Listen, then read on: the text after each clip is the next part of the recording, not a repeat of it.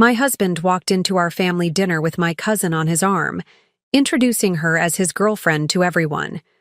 20 minutes later, he was staring at divorce papers, his face drained of all color.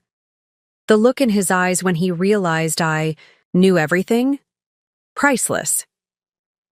The dining room in my parents' home had always been a place of warmth and celebration. Family photos lined the walnut shelves, capturing decades of birthdays, anniversaries, and holiday gatherings. The antique chandelier, a wedding gift from my grandmother, cast a soft golden glow over the mahogany table, polished to perfection for our annual spring reunion. Before we jump back in, tell us where you're tuning in from, and if this story touches you, make sure you're subscribed, because tomorrow I've saved something extra special for you. I stood by the window, my fingers absently tracing the delicate lace curtains as I watched the driveway for approaching cars. My heart wasn't racing anymore. That phase had passed days ago when I discovered the truth. Now, a strange calm had settled over me, the kind that comes after a storm when everything is broken but oddly peaceful. "Ruby, is everything all right?" My mother Rita's voice came from behind me, gentle and concerned. She'd noticed something was off the moment I arrived early to help with preparations, my usual enthusiasm replaced by quiet determination. "Everything's fine, Mom," I replied, turning, to face her with a practiced smile. I'd perfected that smile over the past 5 years of marriage to Blake. Outwardly serene while inside, pieces of myself were slowly chipping away. Rita studied my face, unconvinced. After 30 years as a high school counselor, she could spot emotional armor from a mile away. "You know you can tell me anything, sweetheart." For a moment, I considered confessing everything. About finding the messages, the late-night calls, the lipstick that wasn't mine. About discovering that my husband had been having an affair with my cousin Jessica for the past 8 months. About the manila envelope tucked discreetly in my purse by the coat rack, containing documents that would end my marriage within the hour. Instead, I simply nodded. "I know, Mom. Let's make sure everything's ready. They'll be here soon." The "they" hung in the air between us. Rita didn't know that Blake and Jessica would be arriving together, that my husband had decided today was the day to bring his affair into the open, assuming I was still in the dark. He thought I'd be blindsided at this dinner. He had no idea. I was 3 steps ahead. I moved to the dining table, meticulously adjusting the placement of each fork, knife, and spoon. 14 settings for 14 people. My parents, Blake's parents, my brother Kenneth and his wife, Blake's sister Gemma and her husband, my elderly aunt and uncle, my cousins Jenna and Jessica, and of course Blake and me. One big, happy family. Except 4 of these people had been keeping a secret. Jessica, obviously. Blake, without question. But also Jenna, Jessica's sister, who had known about the affair for months and said nothing. And Gemma, Blake's sister, who had covered for him on countless occasions when he claimed to be working late. The betrayal ran deeper than just my marriage. The doorbell rang, sending a jolt through my body despite my preparation. I took a deep breath, smoothing the front of my navy blue dress, Blake's favorite, and tucking a strand of hair behind my ear. The manila envelope seemed to pulse with energy from inside my purse. "Just a little longer." "I'll get it," I called out, moving toward the entryway with measured steps. Through the frosted glass panels of the front door, I could make out 2 silhouettes standing close together. Too close. My hand hesitated on the doorknob for just a second before I pulled it open, my smile firmly in place. "Hello," I said, my voice steady. Blake stood there, his arm casually wrapped around Jessica's waist. My cousin, 3 years younger than me, with the kind of effortless beauty I'd always secretly envied, had the decency to look uncomfortable, her eyes darting everywhere but my face. Blake, however, met my gaze with a strange mix of defiance and apology. "Ruby," he said, his voice carrying a rehearsed quality. "We need to talk." I stepped aside, allowing them into the house. "Yes, I agreed. We certainly do. Everyone's almost here. Blake's eyebrows rose slightly, confused by my calm demeanor. He had expected tears, accusations, a scene at the door. My composure threw him off balance, the first crack in his carefully orchestrated plan. As they moved past me into the house, I caught the faint scent of Jessica's perfume, the same one I had given her for Christmas last year. The irony wasn't lost on me. My mother emerged from the kitchen, stopping abruptly at the sight of Blake and Jessica together.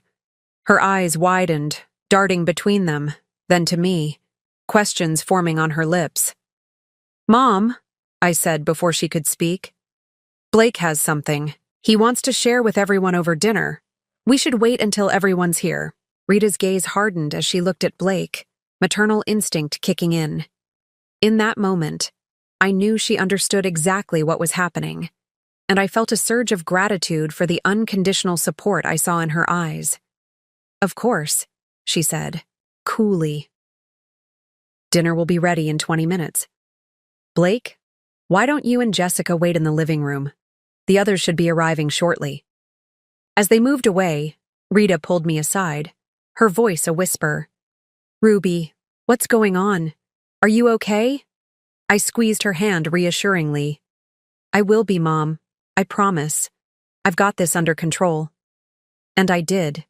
For the first time in years, I felt completely in control of my life.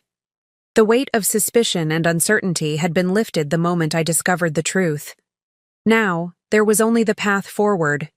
My path, without Blake, without the constant doubt and diminishment that had become the backdrop of my marriage. The next 15 minutes passed in a blur of arrivals, forced pleasantries, and curious glances. Kenneth arrived with his wife, immediately sensing the tension in the air. Blake's parents followed, his father Eric clapping Blake on the shoulder, while his mother Gemma embraced Jessica with familiar affection that made my stomach turn. They knew too. The circle of deception widened with each new arrival. By the time we all gathered around the dining table, the air was thick with unspoken questions. I took my seat at one end, opposite my father, who always presided at family gatherings. Blake hesitated before sitting beside me, Jessica taking the chair next to him instead of her usual place across the table. A visible declaration. As my father began the traditional blessing of the meal, I reached for my purse beside my chair, my fingers closing around the manila envelope. The moment of truth was approaching, and with it, my liberation. I'd always been the steady one, the planner, the woman with the 5-year roadmap and color-coded calendar. Ruby Edwards, née Montgomery, raised in a middle-class neighborhood, in Lakeside, where my parents had lived in the same 2-story colonial for over 30 years. The house with the blue shutters and the oak tree in the front yard, where my father had built a swing that still hung there, faded but sturdy, like the family values they had instilled in me. At 33, I had built a life that looked perfect from the outside. A respected position as the head librarian at Lakeside Community College. A charming craftsman home in a good neighborhood. A husband of 5 years who worked as an architect at one of the city's most prestigious firms. We were the couple friends, pointed to and said, "They've got it all figured out." What they didn't see were the cracks forming beneath the polished surface. The way Blake's ambition had gradually twisted into something darker, more selfish. The way his compliments had evolved into subtle criticisms, always delivered with a smile. "You look nice today, Ruby. That dress almost makes you look as young as you did when we met." Or, "Good job on that presentation for the library fundraiser. Maybe next time try to be a little more engaging, though. You tend to lose people's attention." Little by little, those comments had chipped away at my confidence, my sense of self. I'd started to see myself through his critical lens, as somewhat inadequate, always falling slightly short of expectations. I'd begun dressing differently, speaking differently, even thinking differently, all in an effort to meet Blake's ever-shifting standards. Preparing and narrating this story took us a lot of time, so if you are enjoying it, subscribe to our channel. It means a lot to us. Now back to the story. My father offered the bowl of mashed potatoes to me, pulling me back to the present moment. Ruby, would you like to start? I accepted the bowl, spooning a small portion onto my plate before passing it to Blake. Our fingers brushed during the exchange, and I felt nothing. Not anger, not hurt, not love. Just nothing.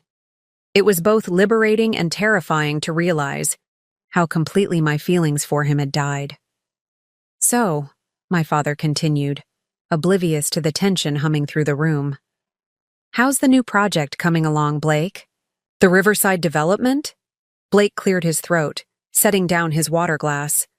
It's going well, actually. We've just secured the additional funding we needed. Construction should begin next month. That's wonderful news, my mother said, her smile not quite reaching her eyes. Your firm must be pleased. They are, Blake replied, his confidence returning as he discussed his work. In fact, I've been put in charge of the entire East Wing design. It's a significant responsibility. I watched him as he spoke, animated and engaging. This was the Blake I had fallen in love with 8 years ago, passionate about his work, charming, focused. We'd met at a mutual friend's gallery opening. I was there supporting my college roommate whose photographs were being featured. He was there because he appreciated good architecture and design. He'd approached me as I was studying a particularly striking black and white cityscape. It's all about the negative space, he'd said, standing close enough that I could smell his cologne. The photographer understands that what isn't there is just as important as what is. I'd been intrigued by his insight, by the intensity in his hazel eyes. We'd spent the rest of the evening discussing art, architecture, and our shared love of mid-century design. By the end of the night, I'd given him my number, something I rarely did. By the end of the month, we were inseparable. The Blake sitting beside me now, casually discussing his career achievements while his hand occasionally brushed against my cousin's arm, was a stranger wearing my husband's face. And what about you, Jessica? Kenneth asked, his tone deliberately casual, though. His eyes were sharp. My brother had always been protective of me, and I suspected he'd picked up on the unusual dynamics at the table. I heard you've been spending a lot of time in the city lately. Jessica flushed slightly, glancing at Blake before answering. Yes, I've been consulting on some interior design projects. It's been keeping me busy. Interior design? My mother echoed, her eyebrow raised. I thought you were working at that marketing firm. I am, Jessica replied quickly. This is just a side project. With Blake's firm, right? I interjected, my voice calm despite the accelerated beating of my heart. You've been helping with the Riverside development.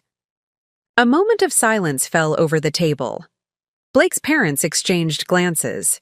Jenna suddenly became very interested in cutting her roast beef into perfectly equal pieces.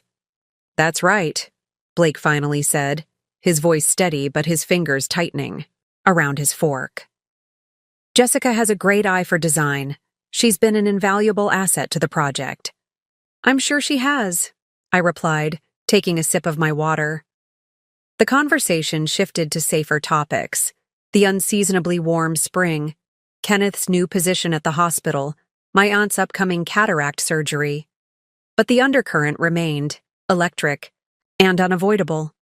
Everyone was waiting for the other shoe to drop. I thought about the night I discovered the truth. It had been so ordinary, so mundane. Blake was working late, as he often did. I was reorganizing our home office, a task I'd been putting off for months. The drawer of his desk had stuck, and when I pulled it open with extra force, several items tumbled out, including his personal tablet. It hadn't been a deliberate invasion of privacy. The device had lit up when it fell, displaying a message preview from Jessica. Just a fragment, but enough. Miss you. Can't wait until... I'd stared at those words, my mind racing to find an innocent explanation. Perhaps they were discussing a surprise for me? A family event? But deep down I knew. The suspicion that had been growing in the back of my mind for months suddenly crystallized into certainty. I'd unlocked his tablet. He'd always used my birthday as his password, a fact that now seemed like a cruel joke, and found hundreds of messages spanning back 8 months. Photos. Plans to meet. Intimate conversations about their future together. Discussions about how and when to tell me. I hadn't cried. I hadn't screamed or thrown things or called him in a rage. Instead, I'd methodically documented everything, taking screenshots, saving them to my secure cloud storage. Then I'd carefully replaced the tablet exactly as I'd found it and continued, organizing the office as if my world hadn't just imploded. The next morning, I'd called a lawyer. By the end of the week, I had divorce papers drawn up. And when Blake mentioned the upcoming family dinner, suggesting casually that we might have something important to share with everyone, I knew exactly what he was planning, so I made plans of my own. "Ruby," Blake's mother Gemma said, drawing my attention back to the dinner table. "You're quiet tonight. Is everything all right?" I smiled at my mother-in-law, the woman who had welcomed me into her family with open arms, who had shared family recipes and traditions, and who had apparently known for months that her son was betraying me. "I'm fine, Gemma," I replied. "Just thinking about revelations. How sometimes the truth has been right in front of us all along, but we choose not to see it." Gemma's smile faltered.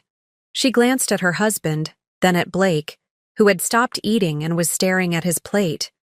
"Sometimes," I continued, my voice carrying clearly around the suddenly quiet table, "we think we know the people closest to us, only to discover we never really knew them at all." "Ruby," Blake said, a warning note in his voice. "What is it, Blake?" I asked, turning to face him fully. "Is there something you'd like to share with everyone? Something about you and Jessica?" The table fell completely silent. All eyes moved between Blake, Jessica, and me.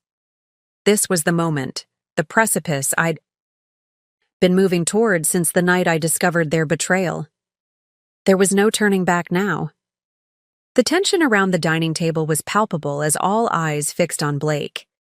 He straightened in his chair, clearing his throat as he set down his fork with deliberate precision. This was a man accustomed to controlling the narrative, to having everyone hang on his words during client presentations and board meetings. But for once, I had seized the script from him, and his momentary fluster revealed how unprepared he was for this deviation from his carefully orchestrated plan. "I was going to wait until after dinner," Blake said, his voice regaining its usual confidence. "But since Ruby has brought it up..." He reached for Jessica's hand, placing it atop the table for everyone to see. "Jessica and I have developed feelings for each other over the past several months working together. We didn't plan for this to happen, but we've decided to be honest about our relationship." Jessica's face flushed as she stared down at her barely touched dinner. At least she had the decency to look uncomfortable. "Honest?" The word escaped my lips as a half laugh. "That's an interesting choice of words, Blake." My mother set down her glass with enough force that water sloshed over the rim. "Blake, are you telling us that you've been having an affair with Jessica? With Ruby's cousin?" Blake met my mother's gaze with practiced sincerity. "Rita, I know this is difficult to hear. Ruby and I have grown apart over the past couple of years. We've been living separate lives under the same roof. What Jessica and I have found together is real connection, something that's been missing from my marriage for a long time." I marveled at how easily he rewrote our history, painting our marriage as a hollow shell, when just last week we'd hosted his colleagues for dinner, his arm draped possessively around my shoulders as he'd introduced me as my incredible wife, the backbone of our home. The same week he'd taken Jessica to the lakeside cabin that had been a wedding gift from my parents. "How long?" My father's voice cut through the room, deep and controlled but with an edge I rarely heard. How long has this been going on? Blake shifted slightly in his chair. Dad, I understand you're upset. I'm not your dad, my father interrupted coldly. Answer the question. Jessica spoke for the first time, her voice small. 8 months. 8 months. The same time frame I'd discovered in those messages. At least they weren't lying about that. 8 months, I repeated, nodding slowly. 8 months during which Blake and I celebrated our 5th anniversary, during which we discussed starting a family, during which we attended Jessica's birthday party, together, and I gave her that perfume she's wearing right now. Jenna, Jessica's sister, suddenly looked ill. She had known all along. I'd seen the messages between them where Jessica had confided in her, where Jenna had offered advice on how to break it to Ruby gently. Yet she'd sat across from me at our monthly family brunches, smiling and chatting about summer vacation plans as if she wasn't harboring this secret. Ruby, Blake's voice softened as he turned to me, adopting the sympathetic tone he used with difficult clients. I never meant to hurt you. These things, they just happen sometimes. People change. They grow apart. I think deep down, you felt it too. 5 years earlier, I might have believed him. 3 years earlier, I might have blamed myself, wondering what I'd done wrong, how I'd failed to keep his interest. 1 year earlier, I might have broken down in tears, begging him to reconsider, to give our marriage another chance. But the Ruby sitting at the table that evening was not the same woman who had walked down the aisle in a lace gown with stars in her eyes. That Ruby had gradually disappeared, eroded by 1,000 small moments of dismissal, of subtle undermining, of being made to feel that her thoughts and feelings were somehow less valid than his. The Blake I married had been charming, attentive, passionate about his work but equally invested in our relationship. He brought me coffee in bed on Sunday mornings. He listened attentively when I talked about my work at the library. He made plans for our future that always included we and us and our. But somewhere along the way, things had shifted. The change was so gradual I barely noticed it happening. The Sunday coffees became less frequent, then stopped altogether. My stories about work were interrupted with his more important projects. Our future plans became his career trajectory, with my role reduced to supportive spouse. What exactly did you think would happen tonight, Blake? I asked, genuinely curious. You bring my cousin to my parents' house, announce you're leaving me for her, and then what? We all enjoy dessert together? Blake's jaw tightened. This wasn't going according to his script. I thought we could discuss this like adults, Ruby. I was planning to tell you privately before dinner, but you arrived early and were busy with preparations. How considerate of you, I replied. And where were you planning to have this private conversation? In my parents' guest bathroom? Or perhaps in the garden where we took our engagement photos? Jessica shifted uncomfortably beside him. Maybe we should continue this another time, she suggested quietly.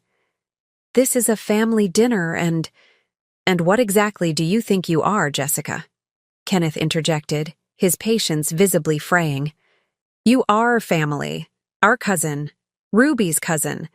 Did that not factor into your decision at any point during these 8 months? Jessica flinched as if she'd been slapped. Tears welled in her eyes, and for a brief moment, I almost felt sorry for her. Almost Blake's mother finally broke her silence. Blake, this isn't how we raised you, she said, disappointment evident in her voice. You've handled this terribly. Mom, please, Blake replied, exasperation creeping into his tone. I'm trying to do the right thing by being honest now. Now? My father's laugh was hollow. After 8 months? That's not honesty, son. That's damage control because you got caught. I didn't get caught, Blake insisted, glancing at me with sudden suspicion. Ruby and I have been having problems for a long time. This isn't about Jessica. This is about our marriage not working anymore. It was always the same with Blake. Reframe the narrative, shift the blame. make it seem like circumstances beyond his control had forced his hand. In his mind, he was always the reasonable one, the victim of others' emotions or expectations. I'd watched him do it for years with clients, with colleagues, with friends. I just never thought I'd be on the receiving end of his manipulation so blatantly. "Our marriage not working anymore," I repeated thoughtfully. "Is that the phrase you settled on? Not, 'I betrayed my wife with her cousin,' or 'I've been lying to everyone for the better part of a year'?" "Ruby, you're making this more difficult than it needs to be," Blake said, his patience visibly thinning. "People fall out of love. Marriages end. It happens every day." "You're right," I agreed, surprising him. "It does happen every day. In fact, it's happening right now." This was it, the moment I'd been planning for since discovering those messages. I reached down beside my chair for my purse, feeling the weight of the manila envelope inside. 5 years of marriage reduced to legal documents and signatures. Blake's eyes followed my movement, a flicker of uncertainty crossing his face. This wasn't part of his plan. In his version of tonight's events, he would reveal his relationship. With Jessica, I would be stunned and emotional, and he would magnanimously offer to give me time to process. He would appear reasonable while I appeared hysterical. He would control the narrative while I struggled to catch up. But I was already 5 steps ahead of him. And for the first time in our marriage, Blake was about to discover what it felt like to be completely blindsided. The dining room fell silent as I pulled the manila envelope from my purse. It made a soft thud as I placed it on the table between the roast beef and mashed potatoes. Blake's eyes fixed on it, his expression shifting from confusion to dawning comprehension. "What is that?" he asked, though I could tell from the sudden pallor of his face that he already suspected. "Why don't you open it and find out?" I suggested, my voice remarkably steady despite the thundering of my heart. For a moment, no one moved. The only sound was the gentle ticking of my mother's antique grandfather clock in the hallway, marking the seconds of this suspended moment. Then slowly, Blake reached for the envelope, his fingers hesitating before finally grasping it. I watched as he opened the flap and slid out the documents, their crisp, official letterhead stark against the warm wood of the dining table. His eyes scanned the first page, widening slightly as they reached the bold heading. "Petition for dissolution of marriage." "Divorce papers," he said flatly, looking up at me with genuine shock. "You filed for divorce." 3 days ago, I confirmed. "My lawyer said you should be officially served next week, but I thought this would be more efficient, given our gathered audience." Jessica leaned over to look at the papers, her hand flying to her mouth. "Blake, did you know about this?" He shook, his head slowly, still staring at me as if seeing me for the first time. "No," he said quietly. "I had no idea." My father cleared his throat. "Perhaps we should give you two some privacy to discuss this." "That won't be necessary, Dad," I said, never taking my eyes off Blake. "There's nothing to discuss that can't be said in front of everyone. After all, Blake and Jessica were planning to announce their relationship tonight. I'm simply adding my own announcement to the agenda."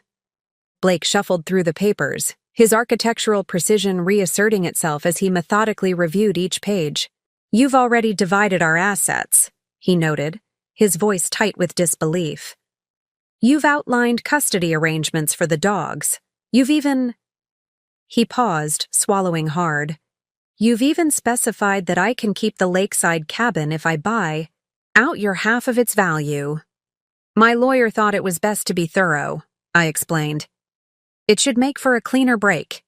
Assuming you find the terms agreeable, of course." "Ruby," my mother-in-law interjected, her voice strained. "Don't you think you're being hasty? Perhaps with some counseling—" "Gemma," I cut her off gently. "When did you find out about Blake and Jessica?" The question hung in the air, heavy and accusatory. Gemma's face flushed as she exchanged a quick glance with her husband.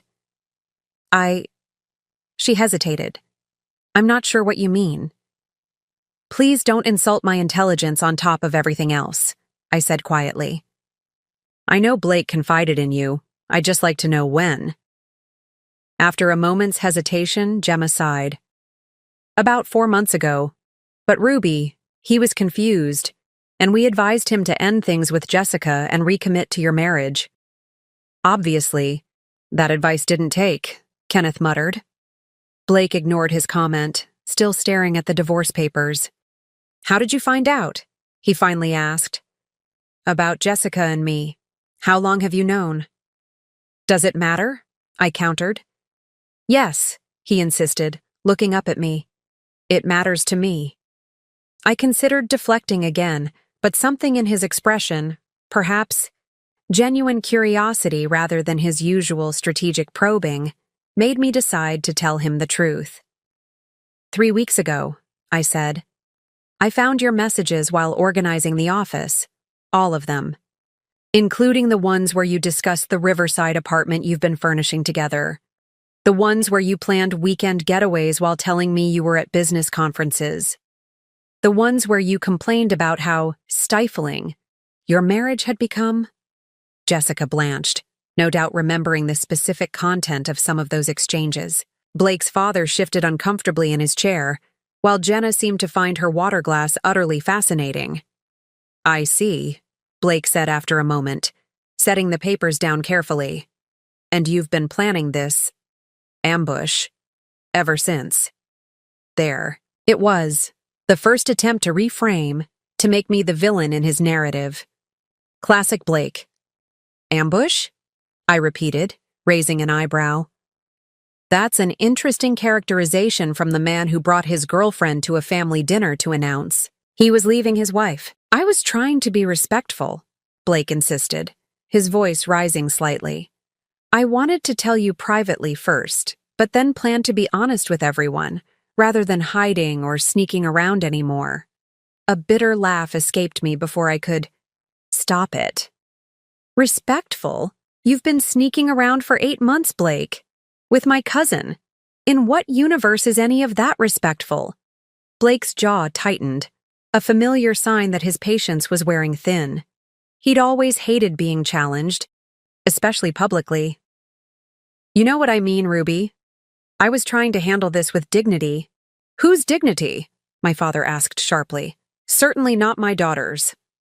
Sir, with all due respect, this is between Ruby and me, Blake replied, his professional demeanor slipping back into place. We've grown apart. These things happen. I never intended to hurt anyone.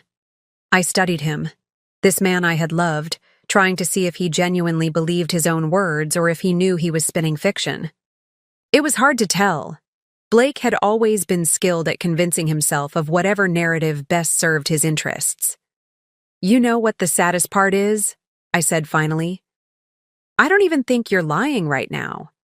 I think you've convinced yourself that this was somehow inevitable, that you had no agency in it, that it just happened. As if having an affair with my cousin for 8 months was something that occurred to you rather than something you actively chose, day after day. Ruby, Jessica began, but I cut her off with a raised hand. No, Jessica. You don't get to speak right now. Not after sitting across from me at Sunday brunches, asking about my marriage, offering me advice on romantic weekend ideas for Blake's birthday, all while sleeping with my husband. You've said quite enough over the past 8 months. Jessica's face crumpled, tears spilling down her cheeks. But I felt nothing. No satisfaction, no remorse, just a vast emptiness where my feelings for these people had once resided. Blake reached for the divorce papers again, flipping to the last page where a line awaited his signature. For a moment, I thought he might sign them then and there, bringing our marriage to its official end amidst the half-eaten dinner and stunned family members. Instead, he carefully slid the papers back into the envelope and set it down between us. When he looked up, his expression had changed. The shock had faded, replaced by something cooler, more calculated. This was Blake the negotiator, Blake the strategist, the version of my husband I'd learned to be wary of over the years. I'll buy Need to review these with my lawyer, he said calmly. The terms seem reasonable at first glance, but there may be details to discuss. In the meantime, he turned to Jessica, who was still fighting back tears. Perhaps we should go. That's it? Kenneth asked incredulously. Your wife hands you divorce papers after you brought your mistress to family dinner, and your response is, I'll have my lawyer look these over? Blake stood, straightening his suit jacket with practiced precision. What would you have me do, Kenneth? Create a scene? Ruby has clearly made her decision, and she's entitled to that. I'm simply respecting her choice. And there it was again. The reframing, the subtle shift in narrative. Suddenly, he was the reasonable one, graciously accepting my decision rather than facing the consequences of his actions. It was masterful, really. If I hadn't spent years watching him work, I might have missed it entirely. Blake, I said as he pulled out Jessica's chair, you forgot something. He paused, looking back at me with a raised eyebrow. What's that? I gestured to the envelope. Your copy of the divorce papers. You'll need them for your lawyer. After Blake and Jessica left, the dining room remained suspended in uncomfortable silence. My mother busied herself clearing plates that were still half full, a nervous energy propelling her movements. My father sat motionless, his hands folded on the table, eyes fixed on the space where the divorce papers had been. Kenneth had stepped outside to get some air, though I suspected he was more likely calling his wife to fill her in on the evening's dramatic turn. Ruby, my aunt finally ventured, her voice gentle. Are you all right, dear? Was I all right? It seemed like such a simple question, yet I found myself unable to formulate a coherent answer. The adrenaline that had carried me through the confrontation was beginning to ebb, leaving behind a strange hollowness that wasn't quite pain, wasn't quite relief, just emptiness where something vital used to be. I think I need a moment, I said, rising from my chair with as much dignity as I could muster. Excuse me. I made my way upstairs to my old bedroom, preserved like a time capsule from my high school and college years. Academic trophies still lined the bookshelf. Faded photographs of long-ago friends were still tucked into the frame of the mirror. The twin bed was still covered with the purple quilt my grandmother had made for my 16th birthday. Closing the door behind me, I sank onto the edge of the bed, finally allowing my carefully constructed facade to crumble. My hands, steady, throughout dinner, now trembled as I pressed them against my face. The tears I'd been holding back didn't come, though. Instead, I felt a strange detachment, as if I were observing someone else's life falling apart rather than my own. I glanced, around the room, at the artifacts of a younger Ruby who had dreamed of love that looked nothing like what my marriage had become. That Ruby had believed in partnership, in mutual respect, in growing together rather than apart. She had trusted that love when real didn't fade or transform into whatever twisted thing Blake had offered in its place. My phone buzzed in my pocket, a text from Blake. We need to talk, just the two of us. This isn't how this should end. I stared at the message, noting how perfectly it encapsulated Blake's approach to our entire relationship. We need to talk. Not I'm sorry, or I was wrong, or any acknowledgement of the pain he'd caused. Just the assumption that if he could get me alone, he could control the narrative once more. This isn't how this should end. As if there were a proper protocol for concluding a marriage destroyed by betrayal. As if my deviation from his script was the true offense, rather than his 8-month affair with my cousin. I didn't respond, instead setting the phone face down on the nightstand. Blake had monopolized enough of my emotional energy. I wouldn't give him a single moment more tonight. A soft knock at the door pulled me from my thoughts. Ruby? It's Mom. May I come in? Yes, I called, straightening my posture and tucking a TI strand of hair behind my ear, reflexive gestures of composure that seemed pointless now. Rita entered, carrying 2 steaming mugs of tea.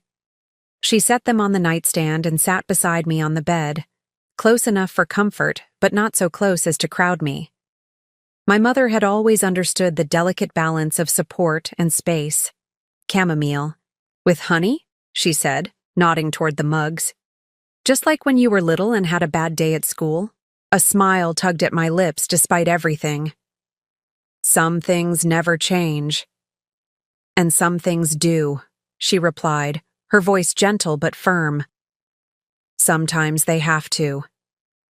We sat in silence for a moment, the familiar scent of chamomile filling the room. Outside, I could hear muffled voices as the remaining dinner guests presumably discussed the evening's revelations. I wondered what consensus they were reaching, whose side they were taking, whether any of it really mattered anymore. How long have you known? Rita finally asked, her eyes searching my face. That something wasn't right between you and Blake? I considered the question, trying to pinpoint the exact moment when doubt had first crept in. Had it been when Blake started working late without explanation? When he began criticizing my clothes, my friends, my interests? When intimacy became rare, then perfunctory, then non-existent? I think part of me has known for at least a year, I admitted. But I kept making excuses, blaming his stress at work, or my own insecurities. It was easier than facing the truth. Rita nodded, understanding in her eyes. And Jessica? When did you suspect her involvement? I didn't, I said simply. Not until I found the messages. That part was unexpected. My mother's face tightened, anger flickering across her features. Of all people, your own cousin, in our home, at our family gatherings, all this time. Mom, I interrupted gently. It doesn't matter who it was. If it hadn't been Jessica, it would have been someone else. The problem wasn't her, it was Blake. It was our marriage. It was a realization that had crystallized for me during those sleepless nights after discovering the affair. Jessica's betrayal hurt, of course. The family complications made everything messier, more painful. But ultimately, she was a symptom, not the disease itself. The real illness had been growing in my marriage long before she entered the picture. You're right, Rita conceded after a moment. But that doesn't make what she did any less despicable. I reached for my mug, letting the warmth seep into my palms. No, it doesn't. But focusing on her betrayal feels beside the point now.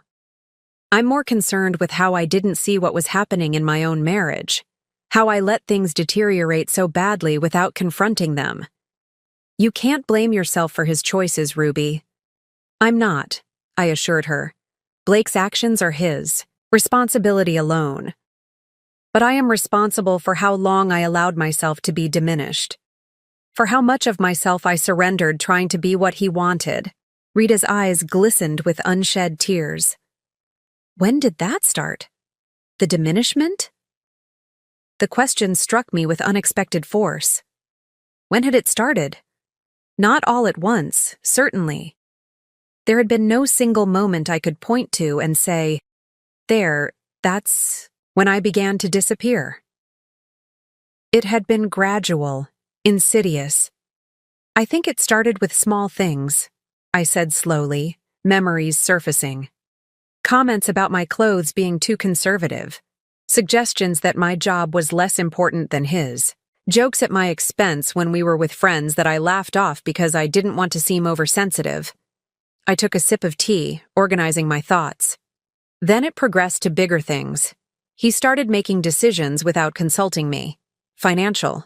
Choices, vacation plans, even which friends we'd maintain relationships with. If I objected, he'd make me feel irrational or difficult. Why didn't you say something? My mother asked, her voice pained. To me? To your father? To anyone? I smiled sadly. Because I was embarrassed. Because admitting there were problems meant acknowledging that the life I'd been presenting to everyone, this perfect marriage, this perfect partnership, was a facade. And because part of me believed I really was the problem, That if I could just be better, more supportive, more understanding, things would improve. Oh, Ruby, Rita sighed, reaching for my hand. You've always been so independent, so strong-willed. I never imagined you could be made to feel that way. Neither did I admitted. But it happens so slowly you hardly notice. By the time you realize what's happening, you're already lost. We fell silent again, the weight of my words settling between us. Downstairs, I could hear the front door opening and closing as guests presumably departed. The evening thoroughly ruined by Blake's revelation and my countermove with the divorce papers. What happens now? My mother finally asked. It was the question I'd been asking myself for 3 weeks ever since finding those messages. What happens after you dismantle the life you've spent 5 years building? Where do you go when the future you'd planned suddenly evaporates? Now, I rebuild, I said, surprising myself with the conviction in my voice. I figure out who Ruby is without Blake, what she wants, what she dreams about, what makes her happy. And the divorce? My lawyer thinks it will be straightforward since we don't have children. Blake might contest some of the asset division, but the prenup limits how much he can fight. 3 months, maybe 6, and it will be final. Rita squeezed my hand. You seem remarkably calm about all this. I've had 3 weeks to process, I reminded her. 3 weeks of anger, grief, shock, planning. Tonight was just the execution of those plans. Well, you certainly executed them effectively, she said, a hint of pride breaking through her concern. The look on Blake's face when you pulled out those divorce papers. For the first time since the confrontation, I felt a small surge of satisfaction. Not vindictive pleasure at Blake's discomfort, but satisfaction at having reclaimed some measure of control over my own narrative. For once, I had been the one to act rather than react, to lead rather than follow. It wasn't about humiliating him, I said, though part of me recognized there had been a certain poetic justice to the evening's events. It was about taking back my power, about refusing to be the passive recipient of his decisions any longer. Morning light filtered through the sheer curtains of my childhood bedroom, casting soft patterns across the purple quilt. I'd spent the night there, unable to face returning to the home I shared with Blake. The twin bed had been too small, the room too filled with teenage memories, but somehow it had felt safer than the king-sized emptiness waiting for me across town. I reached for my phone, wincing at the barrage of notifications that had accumulated overnight. 3 missed calls and 7 texts from Blake, 2 voice messages from Jessica, a string of supportive messages from friends who had already heard about last night's dinner. News traveled fast in our tight-knit community. A particularly colorful text from Kenneth promising to knock some sense into that architectural ass, if I gave the word. Ignoring them all, I swung my legs over the side of the bed and padded to the adjoining bathroom. The face that greeted me in the mirror was pale, but composed, eyes clear despite the minimal sleep. I splashed cold water on my face, the shock of it fully awakening me to the reality of my new situation. I was getting divorced. The thought landed differently in the morning light. Last night, it had been a tactical move, a calculated response to Blake's betrayal. This morning, it was simply my future. Uncertain, unplanned, but undeniably mine. I borrowed a robe from the back of the bathroom door and made my way downstairs, following the scent of coffee and the low murmur of voices. My parents were in the kitchen, my father at the table with his reading glasses perched on his nose as he scrutinized the morning paper. My mother at the stove flipping pancakes with practiced precision. It was so achingly normal, so reminiscent of countless childhood mornings that for a moment I felt disoriented, as if the last 15 years had been merely a dream. "Good morning," I said, my voice still rough with sleep. They both looked up, concern immediately replacing the comfortable domesticity of the moment. "Ruby," my mother said, abandoning her pancakes to pull me into a fierce hug. "How did you sleep, sweetheart?" "As well as could be expected," I replied, extricating myself gently to pour a cup of coffee. "What time is it?" "Just after 9, my father answered, setting aside his newspaper. "You needed the rest." I nodded, taking a long sip of coffee and feeling its warmth spread through me. "Has anyone called this morning?" My parents exchanged a glance that told me everything I needed to know. "Blake stopped by about an hour ago," my father admitted, his tone carefully neutral. "I told him you were still sleeping and that it would be best if he gave you some space."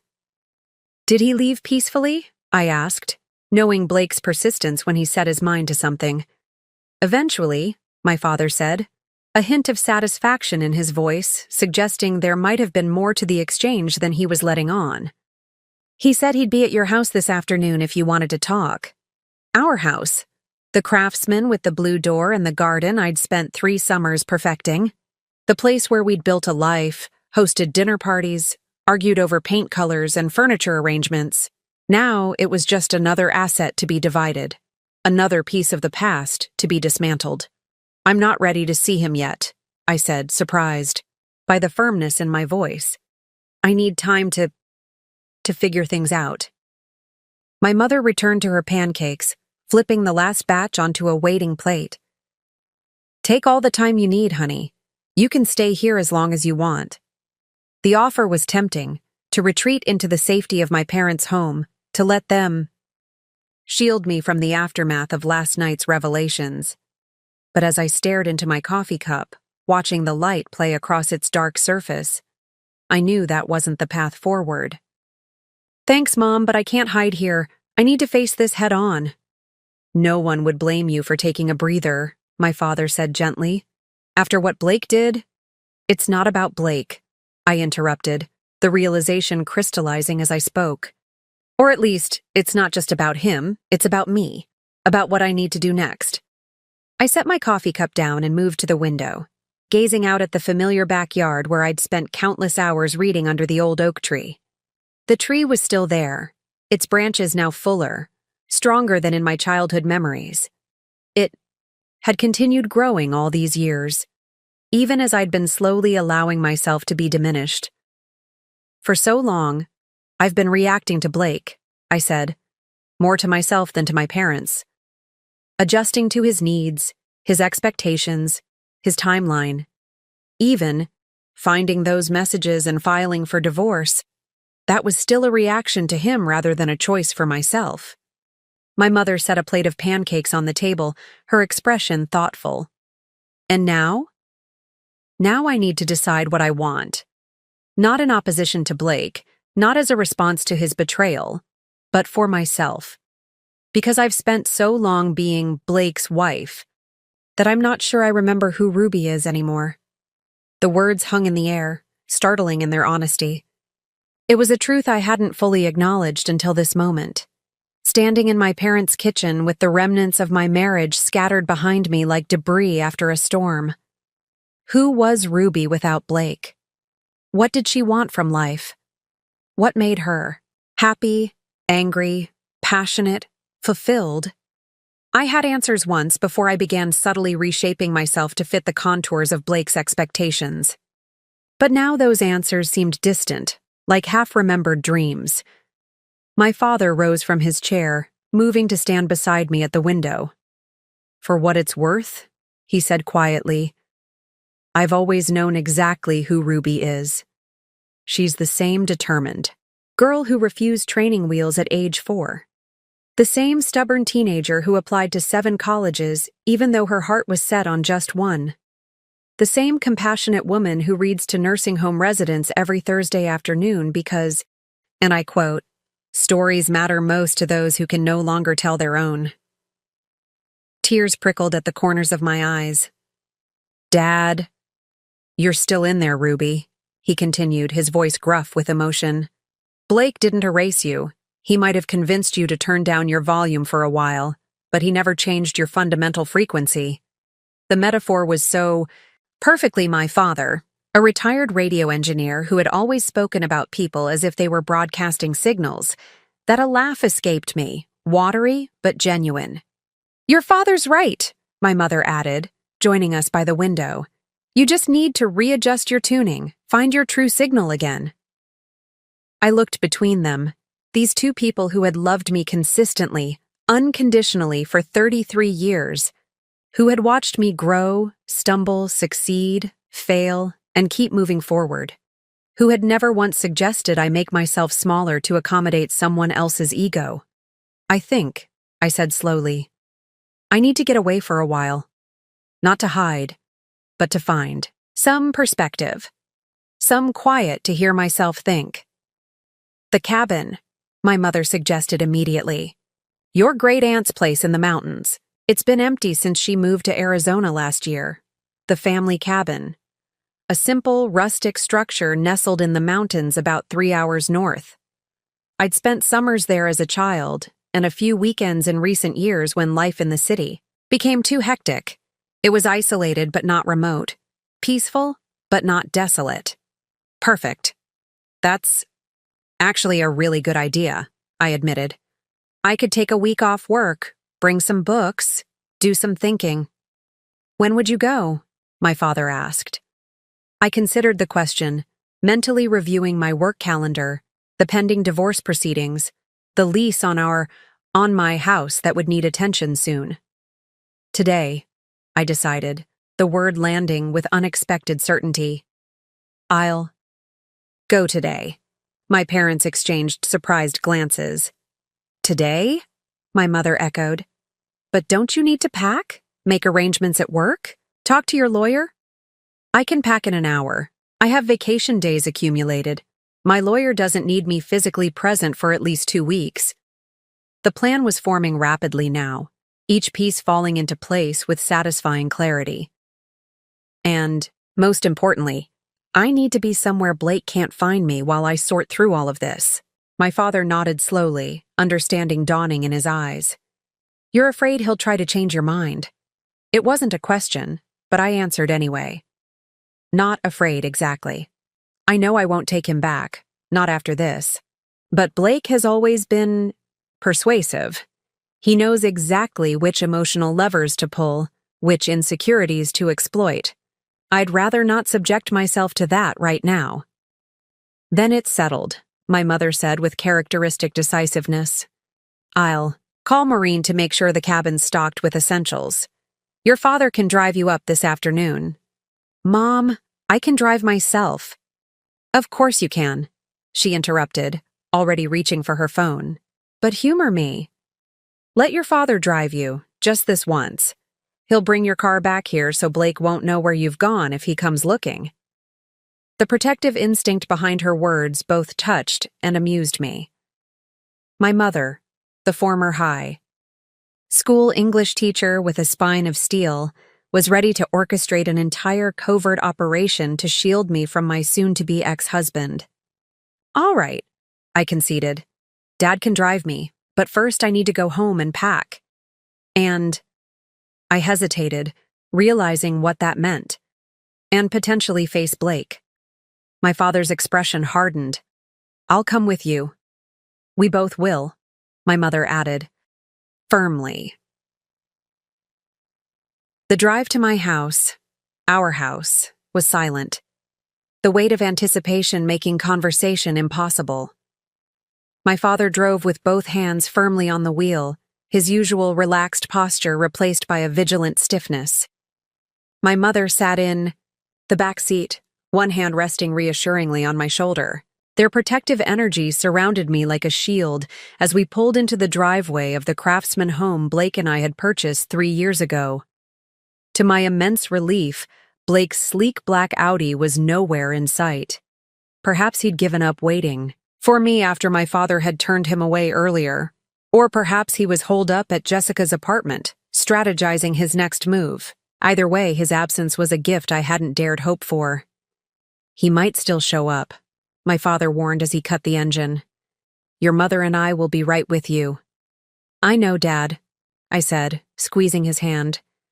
"But I need to do this part myself. Could you both wait here? Just for a few minutes while I go in first? My parents exchanged concerned glances. Ruby, are you sure? My mother asked. I nodded. I need to see it alone. To feel whatever I'm going to feel without worrying about how it affects you, both.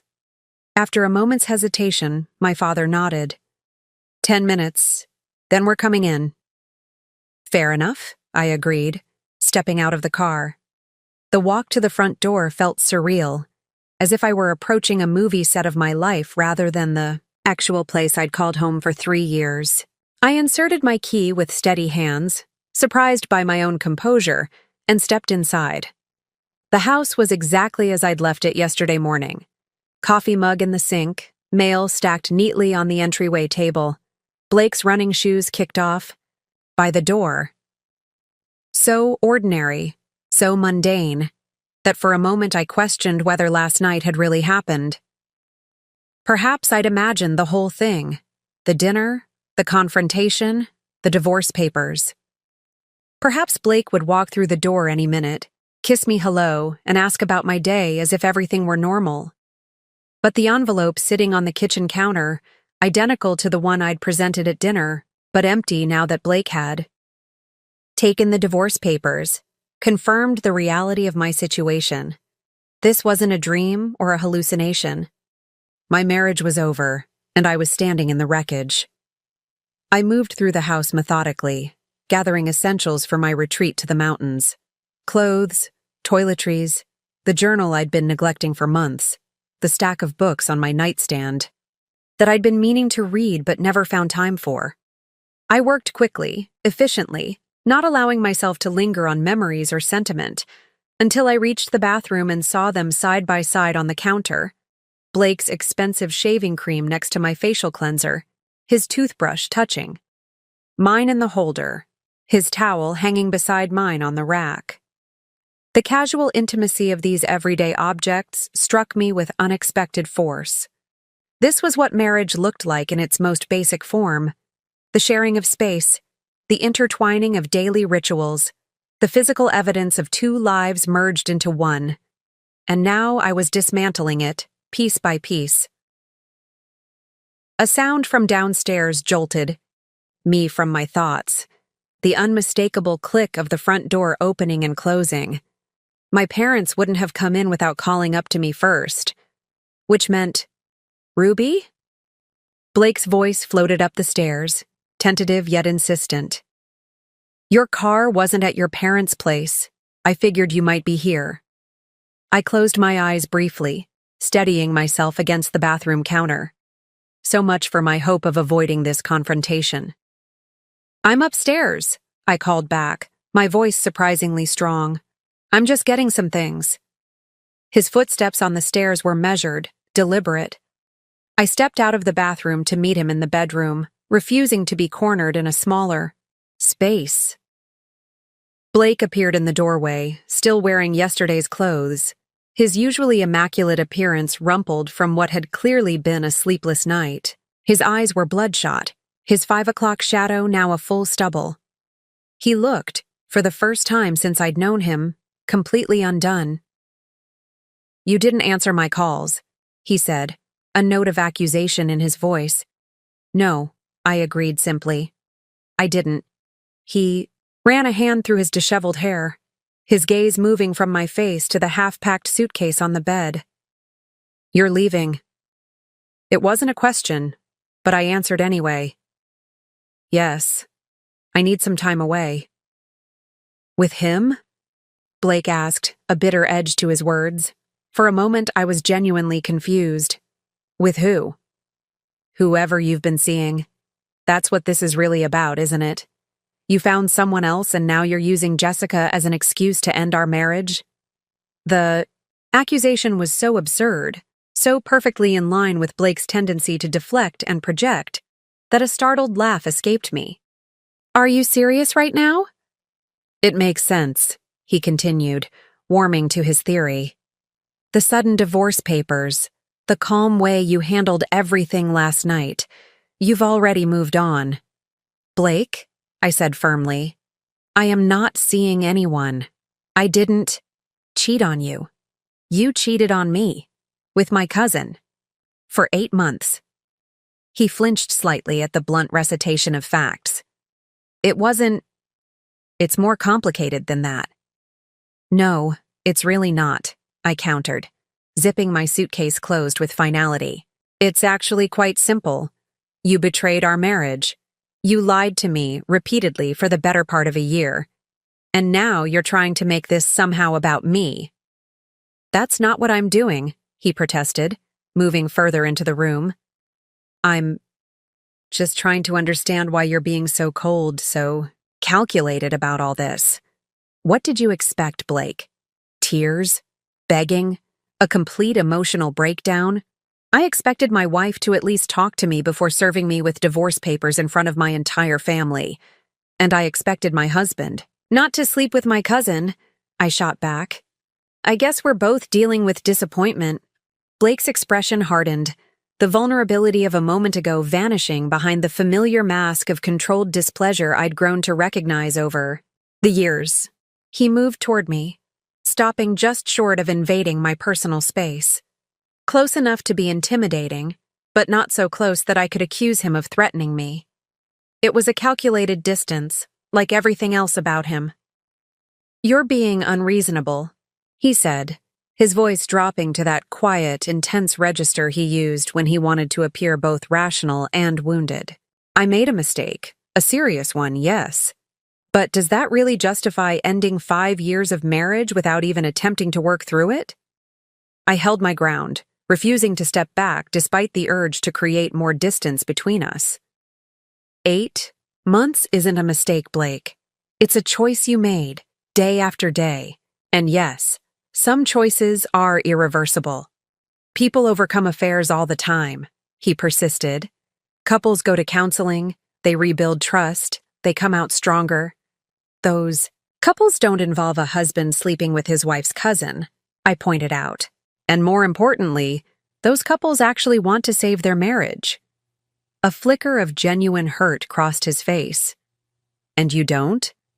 The simple question hung in the air between us, demanding an answer I hadn't fully articulated even to myself, until this moment.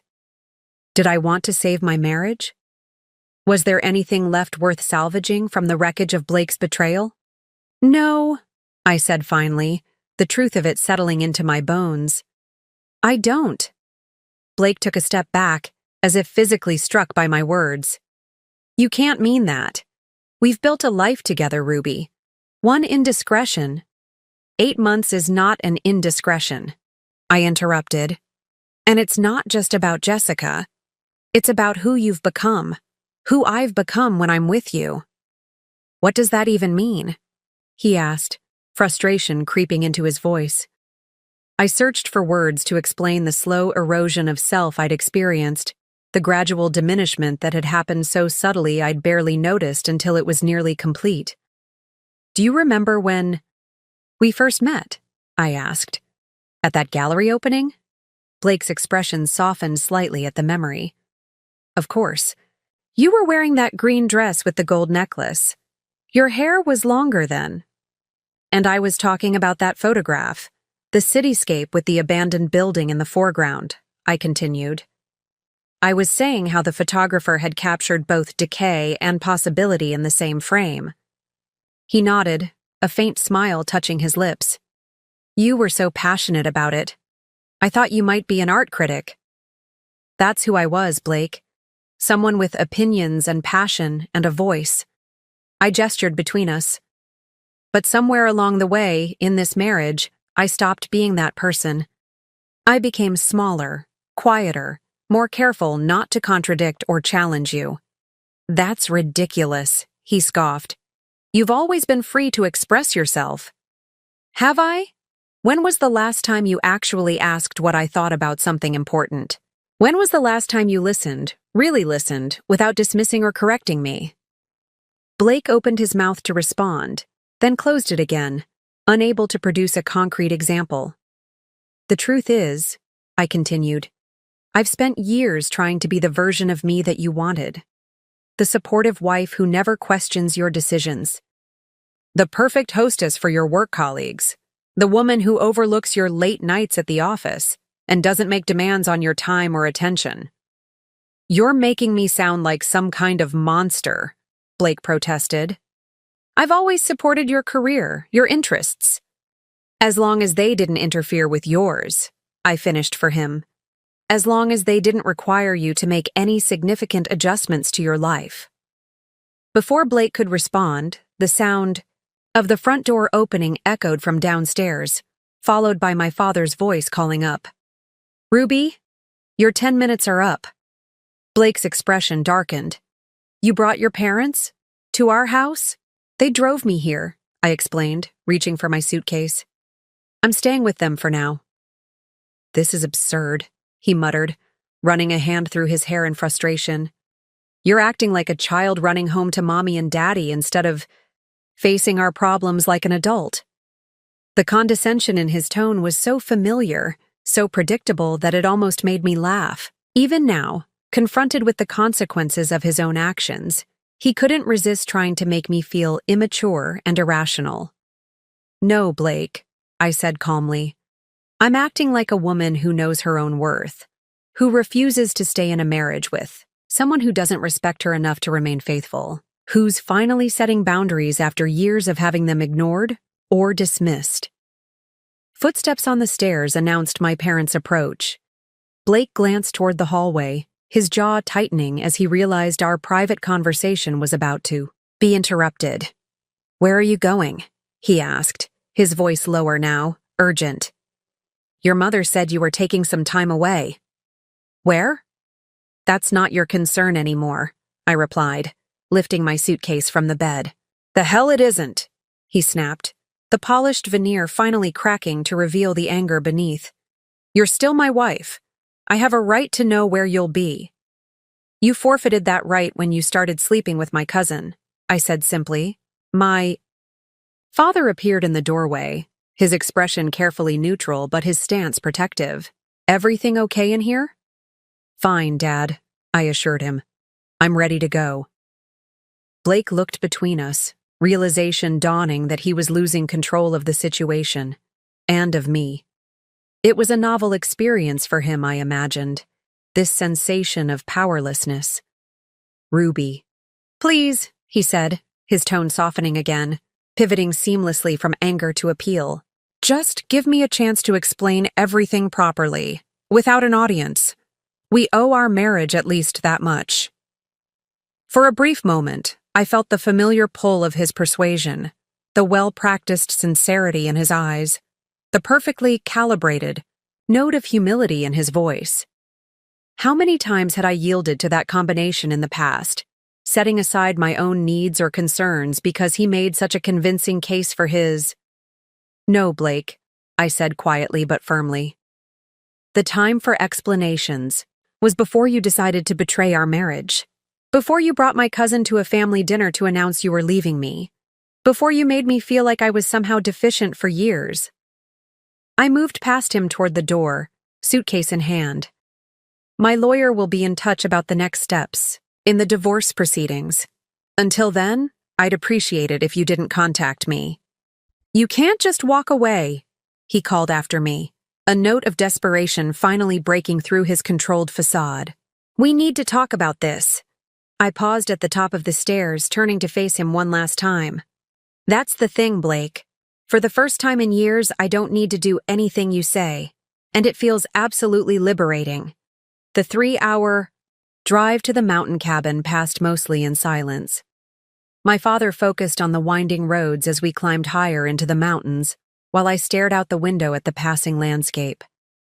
The urban sprawl gradually gave way to suburbs, then to farmland, and finally to the dense pine forests that signaled our approach to the family's mountain retreat.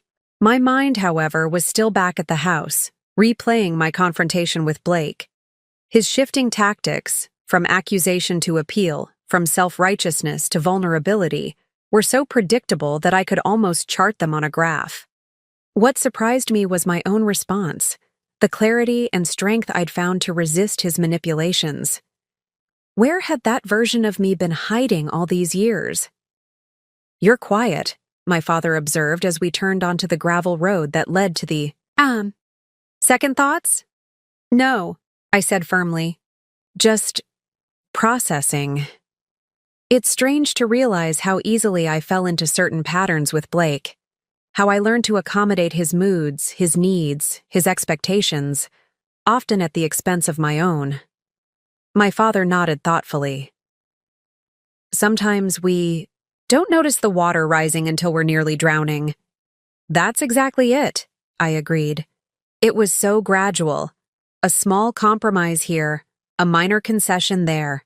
By the time I realized how much of myself I'd surrendered, it seemed easier to keep surrendering than to fight for that lost ground. And now?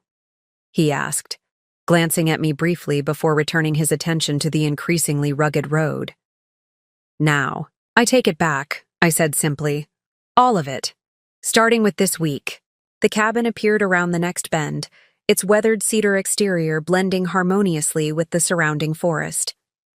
It wasn't large or luxurious, just a sturdy two-bedroom structure with a spacious living area, a modest kitchen, and a wide porch that wrapped around 3 sides. But it represented something I desperately needed. Space to think, to plan, to rediscover the woman I'd been before Blake began reshaping me into his ideal wife. My great-aunt Maureen had lived here year-round, until her arthritis made the isolation impractical. Now she lived in a retirement community in Arizona, and the cabin served as a family retreat. I hadn't visited in over a year. Blake had always preferred more sophisticated vacation destinations, but as we pulled up to the familiar building, I felt a sense of homecoming that had nothing to do with the structure itself, and everything to do with the freedom it represented. "Your mother called Maureen," my father said as he cut the engine. "She had the caretaker stock the fridge and make sure everything's working. You should be all set for at least a week." "Thanks, Dad," I said, squeezing his hand. "For everything, we unloaded my suitcase and a box of additional supplies my mother had insisted on packing, just in case, and carried them into the cabin. The interior was just as I remembered. Knotty pine walls, comfortable but worn furniture, shelves lined with well-thumbed paperbacks left by various family members over the years. A faint scent of cedar and wood smoke lingered in the air, comforting and familiar. "I should head back before it gets dark," my father said, setting the box on the kitchen counter. "Your mother will want a full report," I smiled, imagining my mother pacing the house, waiting for confirmation that I was safely installed in my mountain sanctuary. "Tell her I'm fine. Better than fine, actually. I think this is exactly what I need right now." My father pulled me into a tight hug. "Call us if you need anything. Anything at all."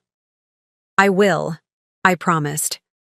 After he left, the silence of the cabin enveloped me completely. No traffic noise, no neighbors, no sound but the gentle rustling of pine needles in the breeze, and the occasional call of a bird. I moved to the porch, settling into one of the Adirondack chairs that faced west toward the valley below. The sun was beginning its descent, casting long shadows across the landscape and painting the distant ridges in shades of purple and gold.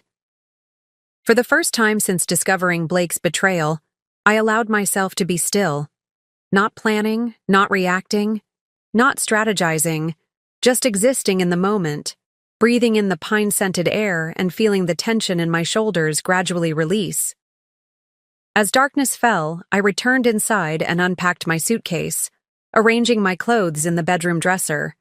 With methodical precision, the simple act of placing my belongings in these drawers, of claiming this space as my own, felt like a small but significant step toward reclaiming my independence. In the kitchen, I found that the caretaker had indeed stocked the refrigerator. Well, fresh produce, dairy, eggs, and other essentials filled the shelves. I made myself a simple dinner of scrambled eggs and toast, realizing as I ate that it was the first real meal I'd had since the disastrous family dinner the night before. After washing my dishes, I settled on the living room sofa with a legal pad I'd brought along. It was time to be strategic. Blake wouldn't simply accept defeat and walk away. That much was clear from our interaction at the house. He would continue pushing, manipulating, attempting to regain control of the situation. I needed to be prepared. At the top of the page, I wrote divorce strategy in bold letters. Beneath it, I began listing everything I needed to address. Legal representation. Already retained Emma Kingsley. Need to update her on recent development schedule meeting for when. I return to town financial matters. Joint accounts need to be separated. Investment portfolio division per prenup mortgage. On house retirement accounts. Living arrangements. Stay with parents. Temporarily. Find apartment or condo in town. Eventually sell house.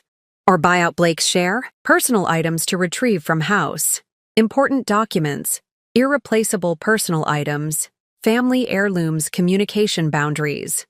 No direct contact with Blake if possible. All communication through lawyer's block on social media. What to tell mutual friends. Work. Considerations notify HR of name change back to Montgomery. Address potential gossip questions. Consider timing with upcoming library fundraiser. The list grew longer as I continued to think through the practical aspects of dismantling a 5-year marriage. It was overwhelming but also strangely empowering to see it laid out so clearly. These were concrete steps, actionable items that would move me from Blake's wife back to simply Ruby. When I reached the bottom of the page, I hesitated, then added one final category. Self-rediscovery. What do I want now? What did I set aside for Blake's sake? Who am I beyond this marriage? This last section was both the most important and the most daunting.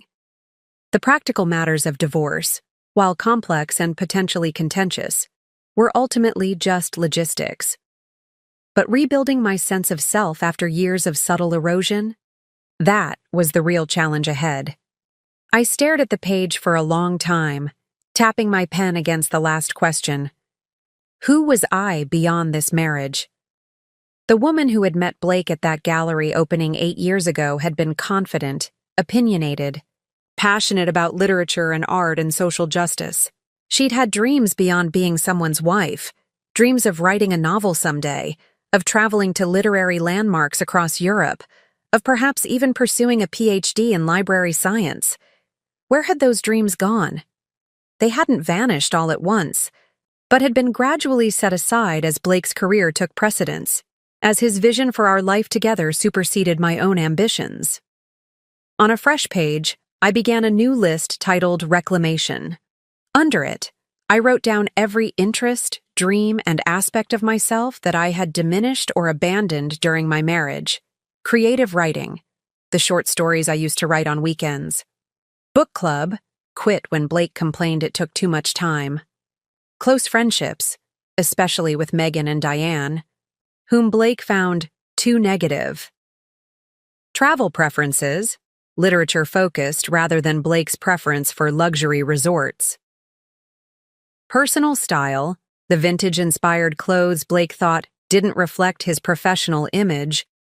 Political engagement, the volunteer work I'd scaled back when Blake worried it might affect his clients' perceptions. The list grew longer, each item a small piece of myself I had surrendered, often so gradually and imperceptibly that I hardly noticed it happening. Looking at them now, collected on the page, I felt a complex mixture of grief for what I'd lost and determination to reclaim it all. By the time I set the legal pad aside, it was past midnight. The cabin had grown cool as the mountain air chilled, and I wrapped myself in one of the handmade quilts that had been a fixture here for as long as I could remember. Outside, the forest was alive with night sounds, the soft hooting of an owl, the rustling of nocturnal creatures in the underbrush, the gentle creaking of branches in the breeze. I stood by the window, looking out at the sliver of moon visible through the trees, and felt something stir within me that I hadn't experienced in years. Possibility. For so long, my future had been defined by Blake's plans, Blake's ambitions, Blake's timeline. Now the path ahead was uncharted, frightening in its uncertainty, but exhilarating in its openness. For the first time in years, I could choose the direction based solely on what I wanted, what I needed. I knew the road wouldn't be easy. Blake wouldn't simply disappear from my life. The divorce proceedings would ensure that we remained connected, at least legally, for months to come. There would be challenges, both practical and emotional. There would be moments of doubt, of fear, of wondering whether I was making the right choice. But as I finally made my way to bed, sliding between cool sheets in the cabin's smaller bedroom, I felt more certain than I had in years. This wasn't just about leaving Blake, it was about finding Ruby again. And that journey, however difficult, was long overdue. For 6 days, the cabin became my sanctuary. I fell into a simple routine. Mornings spent hiking the nearby trails, afternoons dedicated to reading and writing, evenings planning my path forward. The solitude that might once have felt oppressive now felt like a gift, space to think without Blake's influence coloring my perspective, without the well-meaning but sometimes overwhelming concern of my parents. I checked in with them daily, brief calls to assure them I was safe and well. Spoke with my lawyer twice, updating her on the confrontation with Blake and confirming our strategy moving forward. But otherwise, I remained disconnected from the outside world, deliberately avoiding the barrage of texts and calls that continued to light up my phone from Blake, from Jessica, from curious friends and family members who had heard about the dramatic dinner. By the 7th day, I woke with a clarity I hadn't felt in years. The mountain air, the distance, the time for reflection, all had combined to strengthen my resolve. I was ready to return, not to my old life, but to begin constructing a new one on my own terms. I packed my belongings methodically, cleaning the cabin to leave it ready for the next family member who might seek its solace. As I loaded my suitcase into my father's car, he had arranged for a friend to drive it up so I could return independently. I took one last look at the weathered structure that had sheltered me during this crucial transition. "Thank you," I whispered, feeling only slightly foolish for addressing a building. But the sentiment was genuine. This place had held space for my transformation, had witnessed my shift from confusion and hurt to determination and purpose. The drive back to town was as thoughtful as the drive up had been, but with a different quality to my reflections. No longer focused on what I was leaving behind, I found myself looking ahead, mentally preparing for the necessary confrontations and decisions that awaited me. My first stop wasn't my parents' house as they expected, but the house I had shared with Blake. I needed to retrieve important documents and personal items before the divorce proceedings advanced further. I had confirmed with my lawyer that I had every right to enter the property, as my name was still on the deed and I hadn't formally moved out. As I pulled into the driveway, I noted with relief that Blake's car wasn't there. Using my key, I entered what now felt like a stranger's home, familiar in its layout and furnishings, but foreign in its energy. I moved directly to the home office, gathering my birth certificate, passport, and other important documents from the filing cabinet. Next, I collected family heirlooms and irreplaceable personal items, my grandmother's jewelry box, photo albums from before my marriage, the first edition Austen novels my college mentor had gifted me upon graduation. I was carefully wrapping these books when I heard the front door open and close, footsteps in the entryway, then Blake's voice calling out tentatively, "Ruby, is that you? Your car's in the driveway." I took a deep breath, steadying myself. This confrontation was inevitable, and perhaps it was better to have it now, on my terms, than to keep avoiding it. "In the office," I called back, continuing to pack my belongings into a small cardboard box I'd brought for this purpose. Blake appeared in the doorway, his appearance notably more disheveled than his usual impeccable standard. His shirt was wrinkled, his hair uncombed, dark circles shadowing his eyes. He looked, I realized with detached interest, like a man who had genuinely suffered during my absence. "You're back," he said, stating the obvious in a way that suggested he wasn't quite prepared for this moment despite undoubtedly rehearsing it for days. "Just briefly, I clarified, sealing the box with packing tape. I'm collecting some important items. Blake's eyes moved from my face to the box, comprehension dawning. You're really going through with this? It wasn't a question, but I answered anyway. Yes. He moved further into the room, maintaining a careful distance as if afraid I might bolt if he came too close. Ruby, please. Can we just talk? Really talk, without your parents or lawyers or anyone else involved? The request seemed reasonable. On its surface, what could be more natural than two married adults discussing the future of their relationship privately? But I recognized it for what it was. Blake's attempt to regain control of the narrative, to deploy his considerable persuasive skills without witnesses or buffers. There's nothing to discuss that can't be handled through our lawyers, I said, lifting the box. The division of assets, the house, all of it can be negotiated through proper channels. This isn't about assets, Blake insisted, moving to block the doorway as I approached. This is about us. 5 years of marriage. A life. We built together. You can't just throw that away without even trying to save it. I set the box down on the desk, recognizing that this conversation needed to happen before I could truly move forward.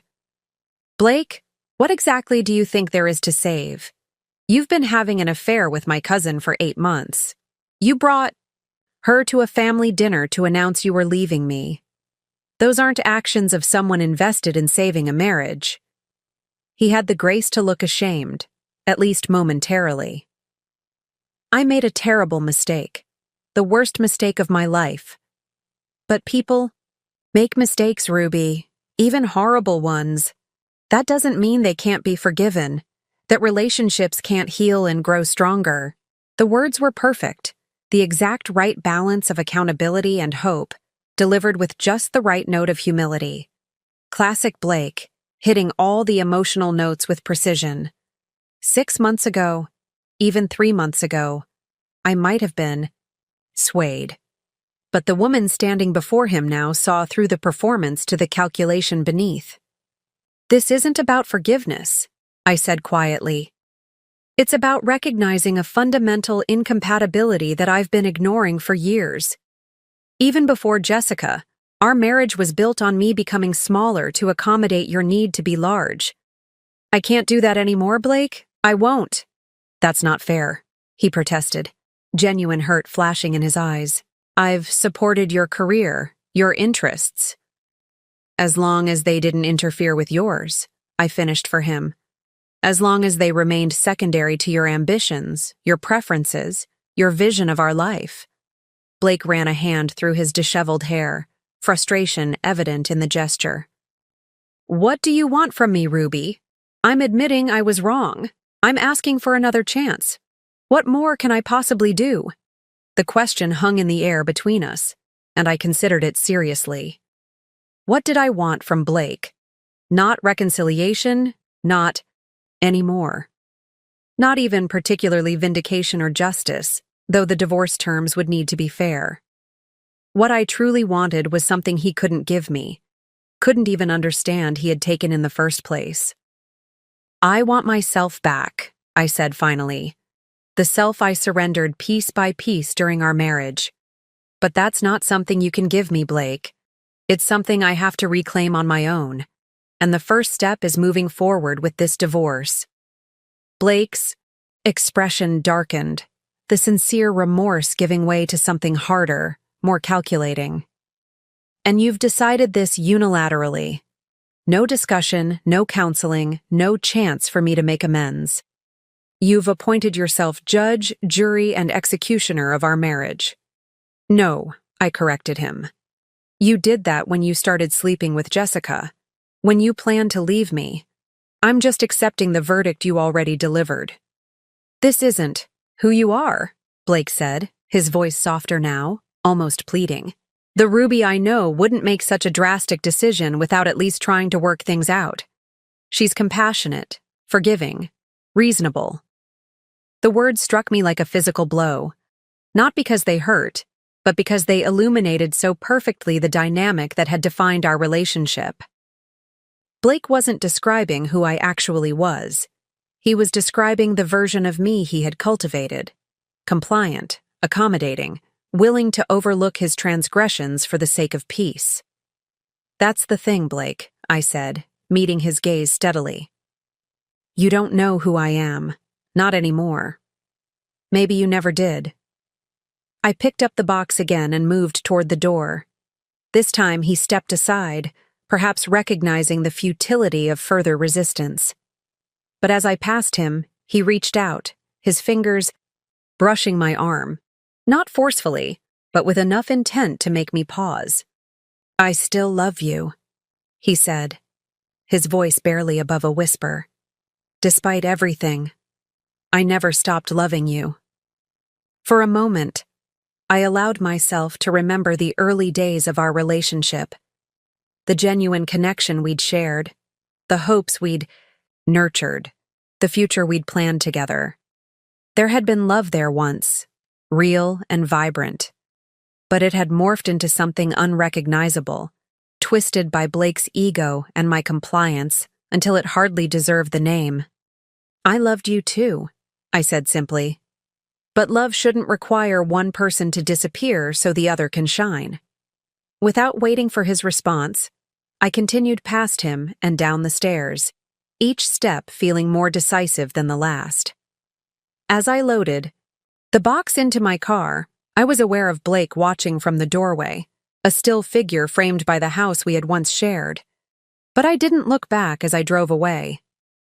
There was nothing more to say, nothing more to see. The Ruby who had entered that house an hour ago was not the same woman who left it. I had crossed a threshold, moved beyond the possibility of return or reconciliation. The future stretched before me, uncertain but undeniably mine. As I drove to my parents' house, I pulled over once to send a brief text to my lawyer. Moving forward with divorce as discussed, no chance of reconciliation. Then I turned off my phone, severing the last tether to the life I was leaving behind. The point of no return had been reached, and despite everything, I felt lighter for having crossed it. 3 weeks after my return from the mountain cabin, I sat in my lawyer Emma Kingsley's office, reviewing the latest communication from Blake's legal team. Emma, a sharp-minded woman, in her 50s with a reputation for fair but formidable divorce settlements, frowned as she tapped a manicured nail against the document. "He's contesting the prenuptial agreement," she said, her tone suggesting this was both expected and irritating. "Claims it was signed under duress and doesn't reflect a fair division of assets acquired during the marriage." I leaned back in my chair, unsurprised yet still disappointed. The prenup was his idea in the first place. His family insisted on it to protect their assets. "Which is exactly why this challenge won't hold up in court," Emma assured me. "But it will delay things, which I suspect is precisely the point. Blake's playing for time." Time for what? I wondered. To wear me down? To hope my resolve would weaken? To find new leverage to pressure me into reconciliation? All seemed equally plausible given what I knew of Blake's strategic mind. In the weeks since our confrontation at the house, Blake had cycled through multiple approaches. First came the remorseful texts and voicemails, pleading for another chance. When those went unanswered, he switched to mutual friends as intermediaries, asking them to check on me, and subtly, or not so subtly, advocate for his case. When I politely but firmly shut down those conversations, he escalated to more dramatic gestures. Flowers delivered to my parents' house, a handwritten letter detailing all the ways he would change, even showing up at the library where I worked, with tearful apologies that left my colleagues uncomfortable and me mortified. Each attempt felt more desperate than the last, but also more manipulative, as if he were working through a playbook of tactics to regain control. None of them touched the core of me anymore. The Ruby who might have been swayed by such displays had been left behind in that mountain cabin, replaced by a woman who recognized these gestures for what they were. Performances designed to elicit a specific emotional response rather than genuine efforts at amends. There's something else, Emma said, pulling another document from her folder. Blake's claiming that certain assets should be considered separate property despite being acquired during the marriage. Specifically, the Riverside property investments, and his recent promotion bonus. I raised an eyebrow. The same Riverside project he was collaborating on with Jessica? Emma nodded, a hint of satisfaction in her expression. The very same. Which gives us interesting leverage, especially if we can demonstrate that their relationship might have factored into business dealings. I'm not looking to destroy him, Emma, I said quietly. I just want what's fair. Fair would have been your husband not sleeping with your cousin, she replied bluntly. We're well past fair. Now we're talking about equitable, and that means ensuring you're not disadvantaged by Blake's attempts to shield assets that rightfully should be divided. She wasn't wrong, but something about the escalating legal battle left me feeling hollow. This wasn't what I had wanted. This protracted, potentially ugly dismantling of a life we'd built together. I had hoped for a clean break, a dignified uncoupling that would allow us both to move forward without unnecessary pain or bitterness. But Blake, it seemed, had other ideas. There's one more thing you should know, Emma said, her tone softening slightly.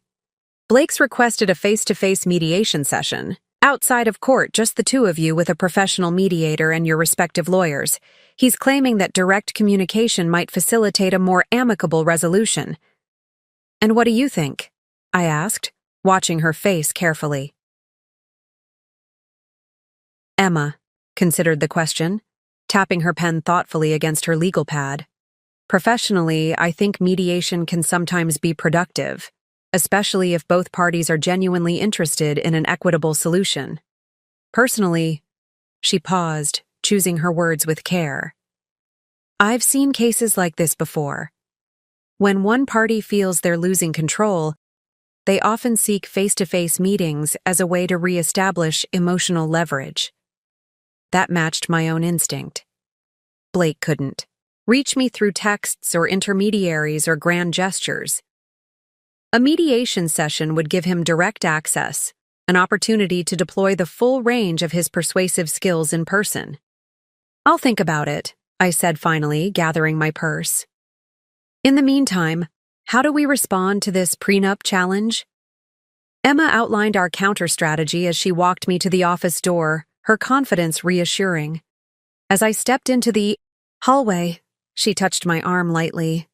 Ruby, you're doing remarkably well through all this. Many clients in your position would be falling apart, especially given the personal complications of your situation. But don't hesitate to reach out if you need support beyond the legal aspects. Divorce is an emotional marathon, not a sprint.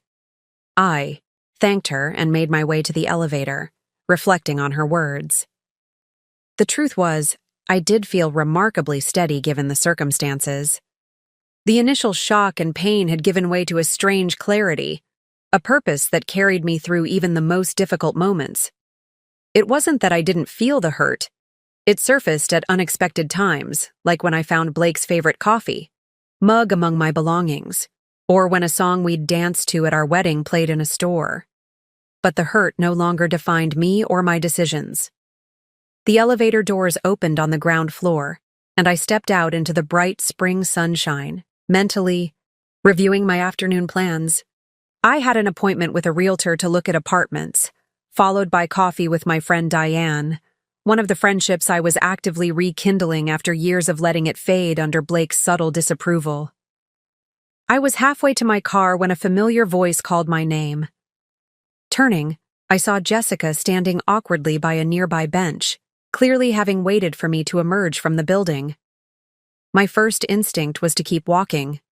I had successfully avoided any direct contact with my cousin since the disastrous dinner, letting her texts and voicemails go unanswered. But something, curiosity perhaps, or a desire for some kind of closure, made me stop. Jessica, I acknowledged, keeping my voice neutral. She approached cautiously, as if afraid I might flee, or possibly strike her, if she moved too quickly. Up close, she looked almost as worn as Blake had during our last encounter, her usual polished appearance diminished by dark circles under her eyes and a certain hesitancy in her movements. "I know you probably don't want to talk to me," she began, "and I completely understand. What we did, it's unforgivable." I remained silent, waiting. Whatever Jessica had waited outside my lawyer's office to say, I doubted it was as simple as an apology. "Blake doesn't know I'm here," she continued, seeming unsettled by my lack of response. "Actually, we're not seeing each other anymore. Haven't been since that dinner." This was genuinely surprising. I had assumed they would cling to each other in the aftermath, justifying their affair with claims of true love that couldn't be denied. "Why are you telling me this?" Jessica shifted uncomfortably. "Because I thought you should know. And because—" She hesitated, seemingly struggling to articulate her thoughts. "Because I'm truly sorry, Ruby. Not just for the affair, but for everything that led up to it. For the way I betrayed your trust. For the pain I caused." "Are you here on Blake's behalf?" I asked directly, suddenly suspicious of her timing and the convenient end to their relationship. "Did he send you to soften me up? Make me more amenable to reconciliation?" "No," Jessica protested, looking genuinely distressed at the suggestion. "God, no. If anything, he'd be furious if he knew I was talking to you. He's convinced I sabotaged everything by ending things with him right when he needed support." The pieces clicked into place. "So you left him, not the other way around." Jessica nodded miserably. After the dinner, seeing the way he handled everything, how manipulative he was, it was like suddenly seeing him clearly for the first time. And I didn't like what I saw. Jessica's revelation lingered in my mind as I drove to meet the realtor. The knowledge that she had ended things with Blake after witnessing his behavior at the dinner added a new dimension to the situation. But it didn't change the fundamental reality. My marriage was over, and no amount of context or explanation could resurrect it. The apartment viewing went smoothly. A modern one-bedroom in a renovated downtown building, walking distance from the library where I worked. It had none of the character of the craftsman home I was leaving behind, but perhaps that was appropriate. This next chapter of my life needed to be distinctly different from the one I was closing. "I'll take it," I told the realtor, surprising myself with the decisiveness. "When can I move in?" "The unit's available immediately," she replied, clearly pleased by the quick decision. "We could have the paperwork ready by tomorrow, and you could move in as early as next week." Next week. A concrete timeline for my new beginning. I signed the necessary preliminary forms, wrote a check for the deposit, and felt a weight lift from my shoulders.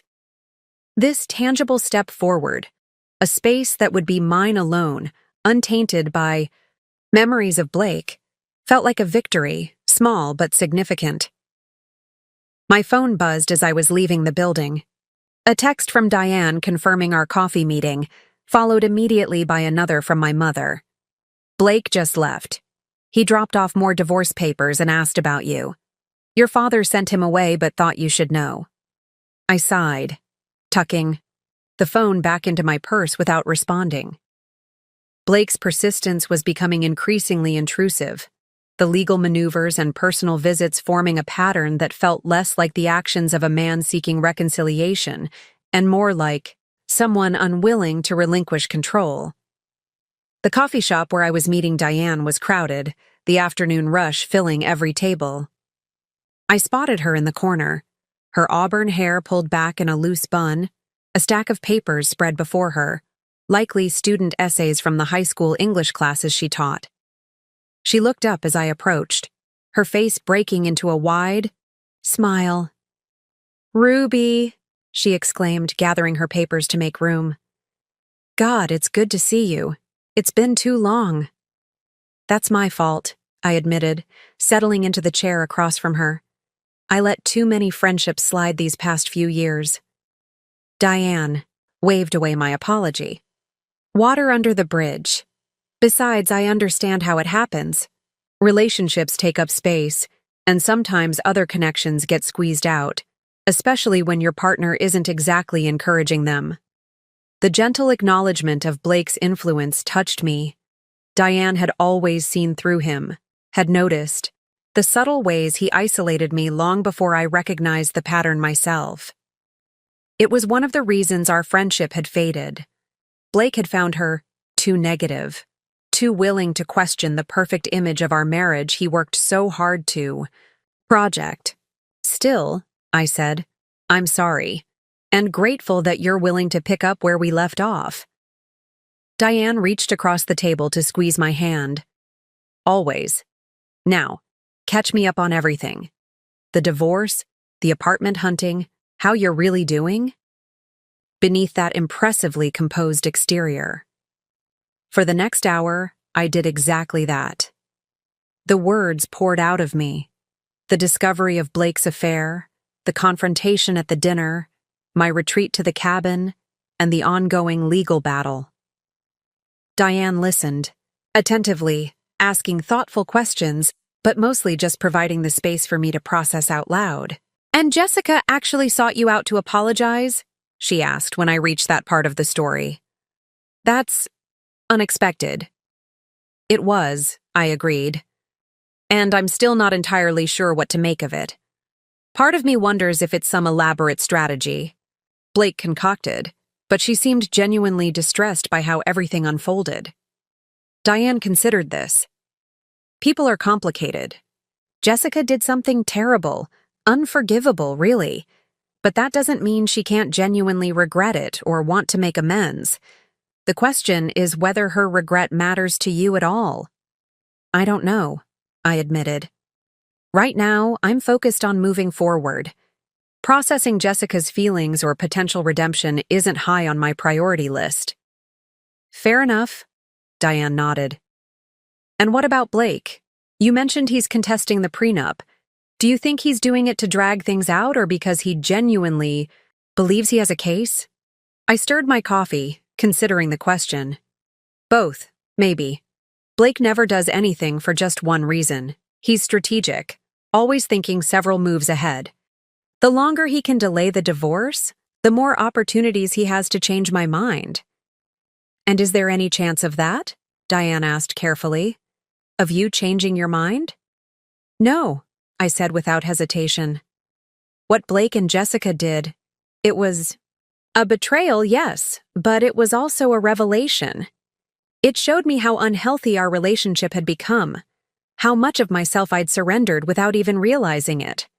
There's no going back from that kind of clarity." Diane nodded, satisfied with my answer. "Good, because the Ruby I knew before Blake would never settle for being someone's second choice or consolation prize. I'm glad to see that Ruby is still in there." We parted with promises to meet again soon, the easy reconnection with Diane reinforcing my growing sense that life beyond Blake could be not just manageable, but genuinely fulfilling. The friendships I was rekindling, the new apartment, the gradual reclamation of interests and passions I'd set aside, all were pieces of a new mosaic I was constructing, one distinct from the life I'd shared with Blake. I was still contemplating this as I drove to my parents' house, the spring evening settling softly around the city. The days were growing longer, the harsh winter giving way to new growth, a parallel to my own transition that wasn't lost on me. My father's car was in the driveway when I arrived, but my mother's was conspicuously absent, unusual for this time of day, when they were typically both home preparing dinner together, one of their long-standing rituals. I let myself in, calling out a greeting as I entered. "Dad? I'm back from the apartment viewing. Where's Mom?" No answer came, but I heard movement from the living room. Assuming my father was engrossed in a book or perhaps on a phone call, I made my way down the hallway, already formulating how I would describe the apartment I'd just leased. I stopped short in the living room doorway. My father wasn't there. Blake was. He sat in my father's favorite armchair, an envelope on the coffee table before him, his posture tense despite his attempt at a casual demeanor.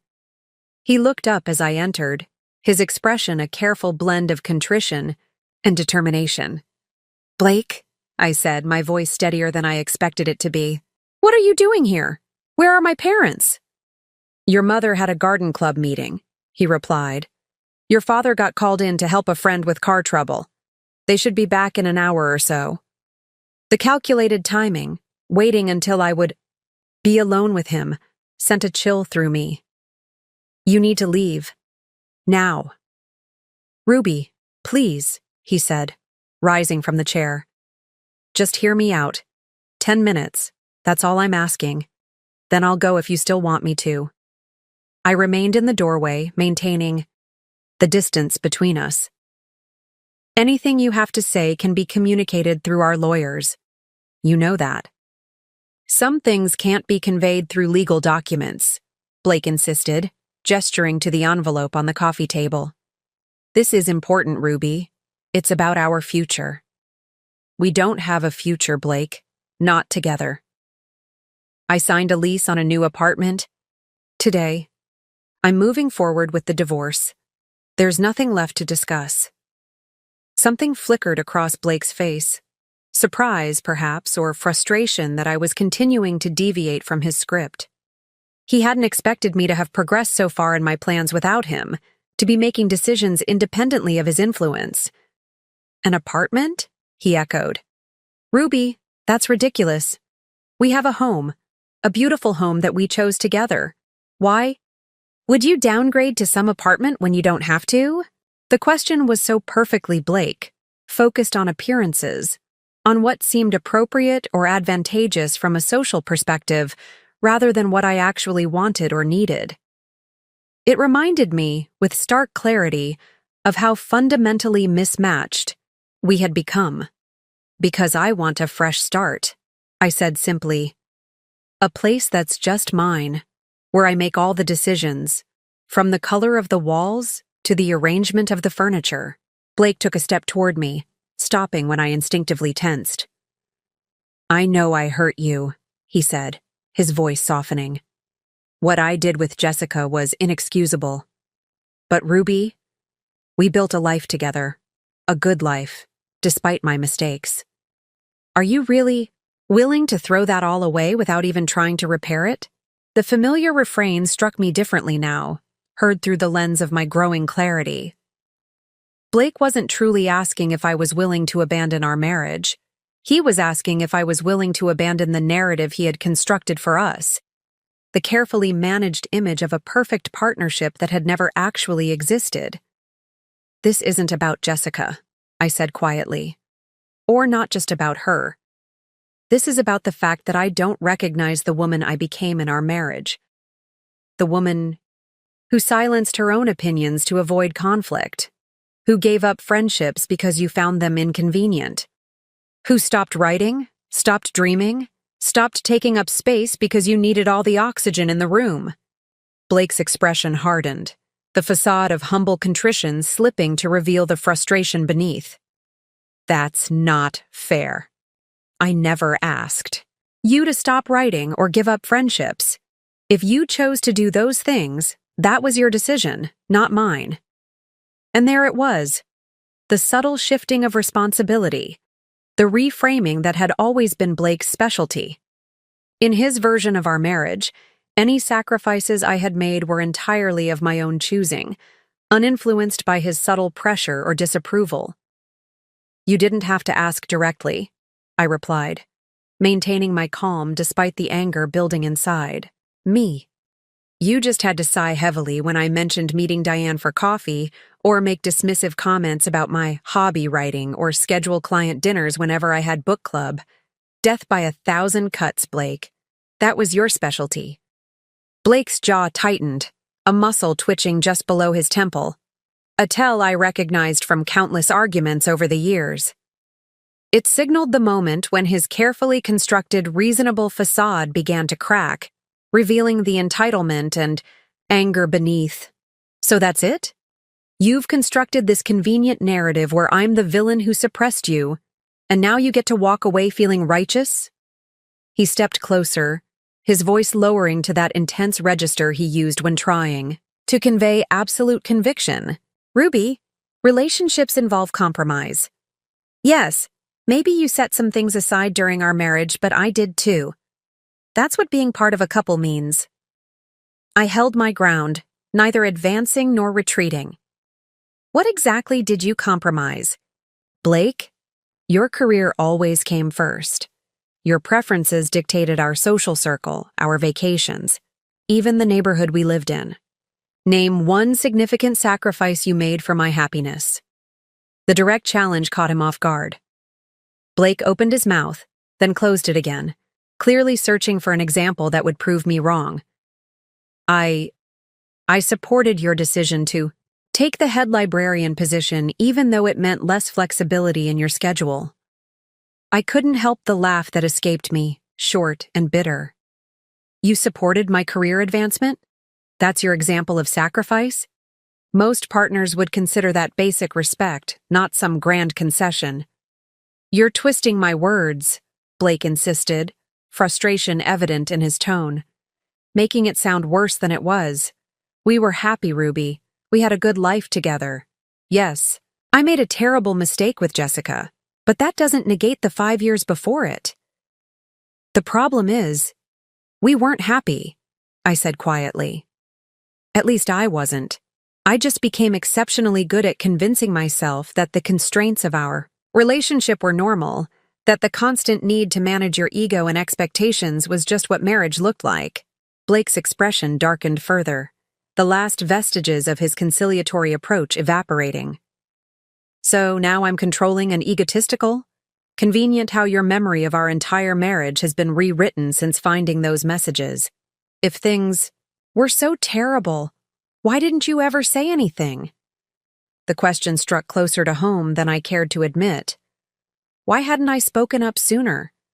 Why had I allowed myself to be slowly diminished year after year without protest? These were questions I'd been grappling with during my mountain retreat and in the weeks since. I did try, I said after a moment, memories surfacing of tentative conversations shut down, of concerns dismissed as overreactions. But you were always so certain, so convincing in your version of things. You'd make me doubt my own perceptions until I wasn't sure what was reasonable anymore. It's like that experiment with the frog in gradually heating water. By the time I realized how much I'd surrendered, it felt easier to keep surrendering than to fight my way back. Blake scoffed, reaching for the envelope on the coffee table. More convenient metaphors. You're determined to cast yourself as the victim in all this, aren't you?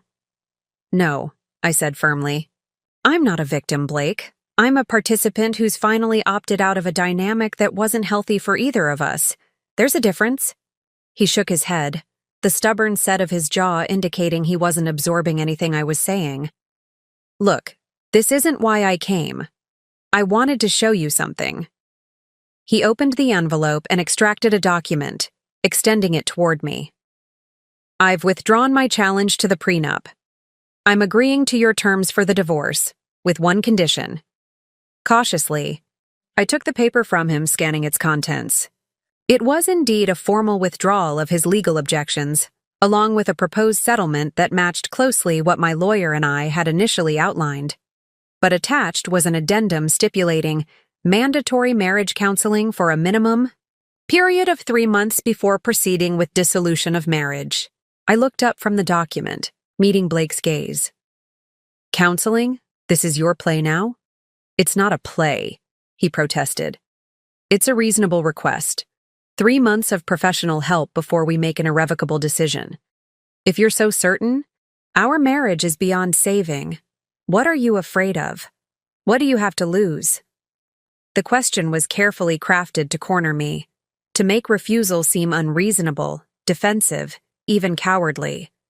It was a tactic Blake had employed countless times during our marriage, framing his preferences as the obviously rational choice, so that any resistance on my part appeared emotional or irrational by comparison. 3 months ago, even 1 month ago, it might have worked. I might have questioned my resolve, wondered if I was being hasty or unfair by refusing such a seemingly reasonable request. But the woman standing before Blake now saw through the strategy with perfect clarity. "Time," I said simply. "I have 3 months of my life to lose.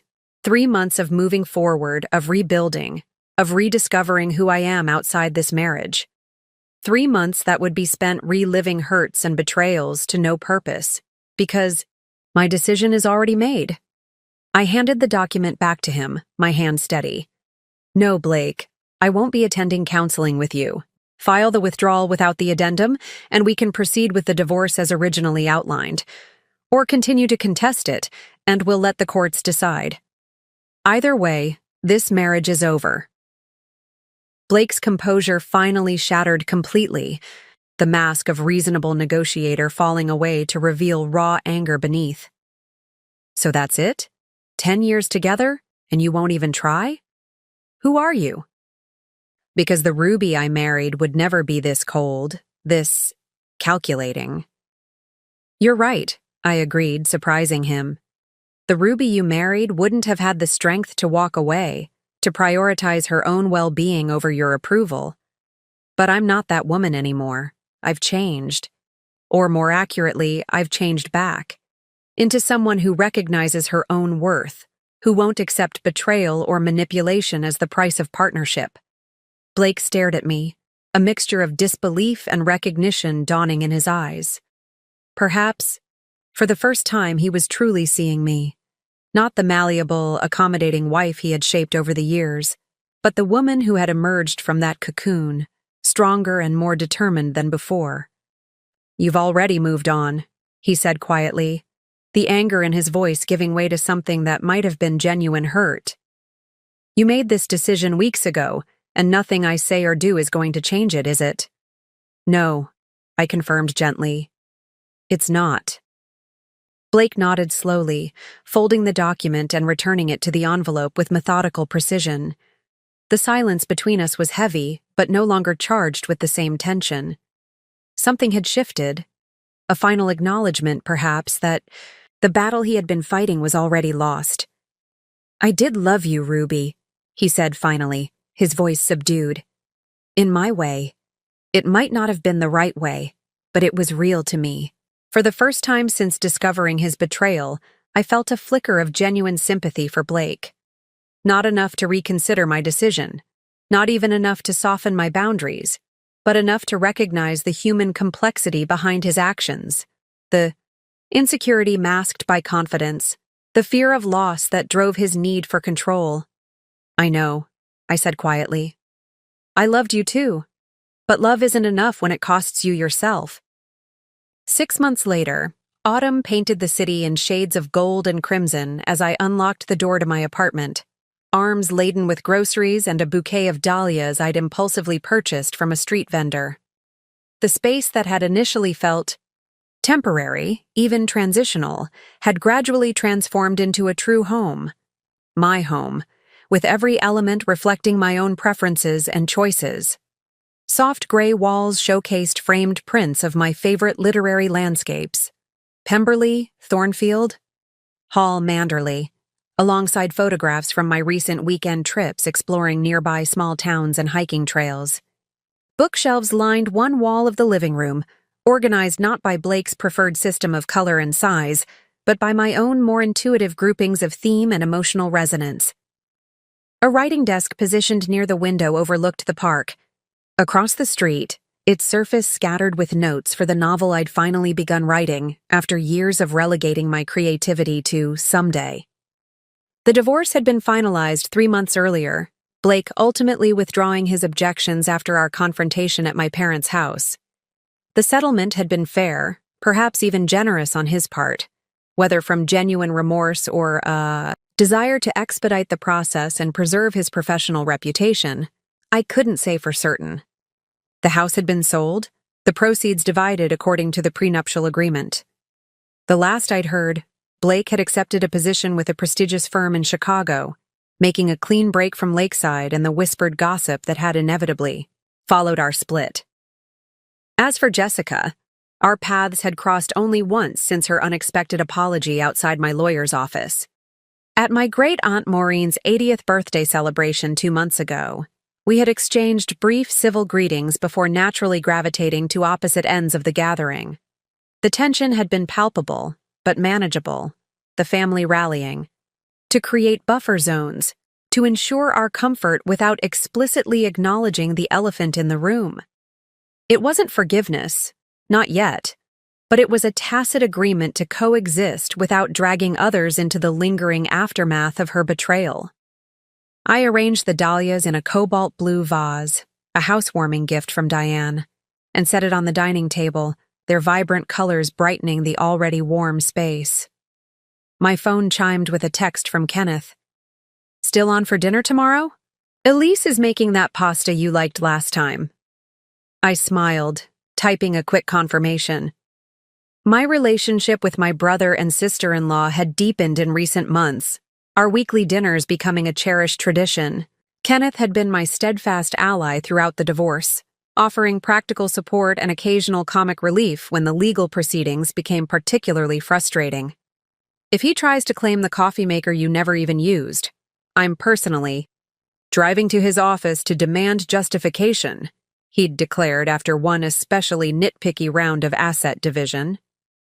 The groceries put away, I changed into comfortable clothes and settled at my writing desk, reviewing the pages I'd completed the previous evening. The novel, a story about a woman rebuilding her life after loss, had begun as thinly veiled autobiography, but had evolved into something more nuanced, more universal in its exploration of identity and transformation.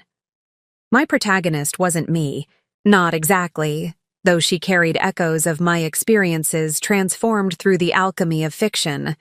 Writing had become my anchor in this new reality, a daily practice that connected me to my authentic self after years of disconnection. The words didn't always flow easily, and some days produced more frustration than progress.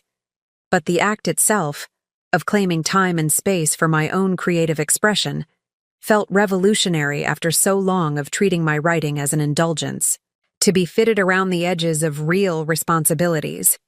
My phone chimed again, this time with an email notification from the library board, confirming my proposal for a new community program. A series of writing workshops for women in transition, whether through divorce, career change, empty nesting, or other life shifts.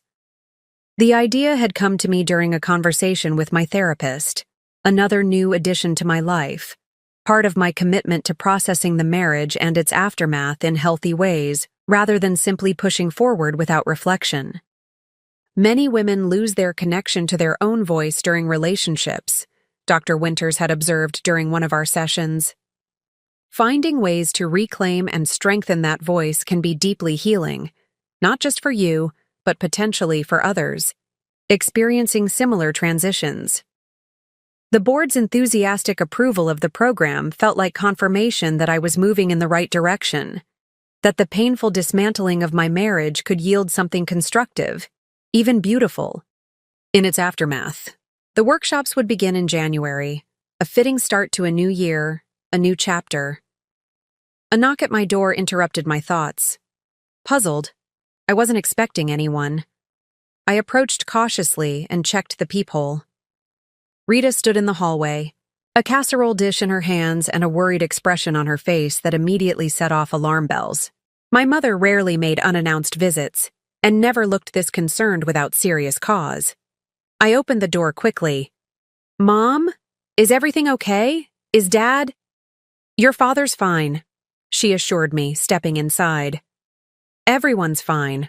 I thought you might want some company tonight, and I brought lasagna." The forced casualness in her tone only increased my suspicion. "Mom, what's going on? You're a terrible liar. Always have been." Rita sighed, setting the casserole on the counter, before turning to face me. "I ran into Jessica at the supermarket. She mentioned that Blake is in town for a few days. Something about finalizing details with his old firm before his permanent move to Chicago." "Ah," I said, understanding dawning. "And you thought I might fall apart at this news? So you rushed over with emergency pasta?" My mother had the grace to look slightly embarrassed. When you put it that way, it does seem a bit overprotective. I smiled, genuinely touched by her concern despite its unnecessary nature.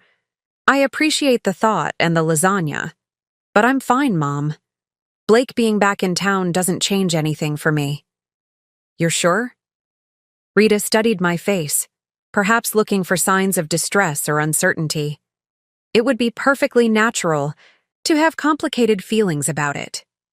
The only complicated feeling I have right now is trying to decide whether to have salad or garlic bread with that lasagna, I replied lightly. Seriously, Mom. Blake's presence in Lakeside doesn't affect me anymore. That chapter is closed. And as I said the words, I realized they were absolutely true. The thought of potentially encountering Blake at a restaurant, on the street, in the park across from my apartment, didn't fill me with dread or anxiety, or even lingering anger. He was simply a person from my past, a character in a story that had concluded. Important once, certainly, but no longer central to my narrative. Well, my mother said, seeming both relieved and slightly surprised by my genuine nonchalance. In that case, the answer is obviously both salad and garlic bread. I brought those too, just in case. Winter descended on Lakeside with unusual gentleness that year, light dustings of snow transforming the city into a glittering wonderland rather than the harsh, bitter landscape we often endured. From the window of the library's community room, I watched a few stray flakes dance in the afternoon light as the women gathered their notebooks and pens, conversations continuing even as the workshop officially concluded. The writing program had exceeded all my expectations. What began as 12 participants had grown to nearly 20 women, ranging in age from 24 to 73, each navigating some form of significant transition. Some were recently divorced like me, others were facing empty nests or career changes or the loss of partners to death rather than dissolution. All were seeking to rediscover their voices after periods of silence or suppression. Ruby? Elaine, a soft-spoken woman in her 60s who had joined the group after her husband's passing, approached with her notebook clutched to her chest. I wanted to thank you. Today's prompt about reclaiming joy, it helped me remember things I thought were lost forever. I smiled, touched by her words. I'm so glad. That's exactly what these workshops are meant to do. Help us reconnect with parts of ourselves that may have been set aside or forgotten. It's working, she assured me, her eyes bright with unshed tears. For all of us, I think. You've created something special here. After Elaine left, I remained in the community room, gathering scattered handouts and straightening chairs. The prompt we'd explored today, write about a moment of unexpected joy you experienced during your transition, had yielded powerful responses, including my own reflection on the morning I'd woken in my new apartment and realized I could arrange my day exactly as I pleased, answering to no expectations but my own. That small freedom had sparked a kind of bubbling delight I hadn't experienced in years, a reminder that while transitions involved loss, they also created space for discovery and pleasure in the most ordinary moments. It was a truth I found myself returning to repeatedly as I navigated this new phase of my life.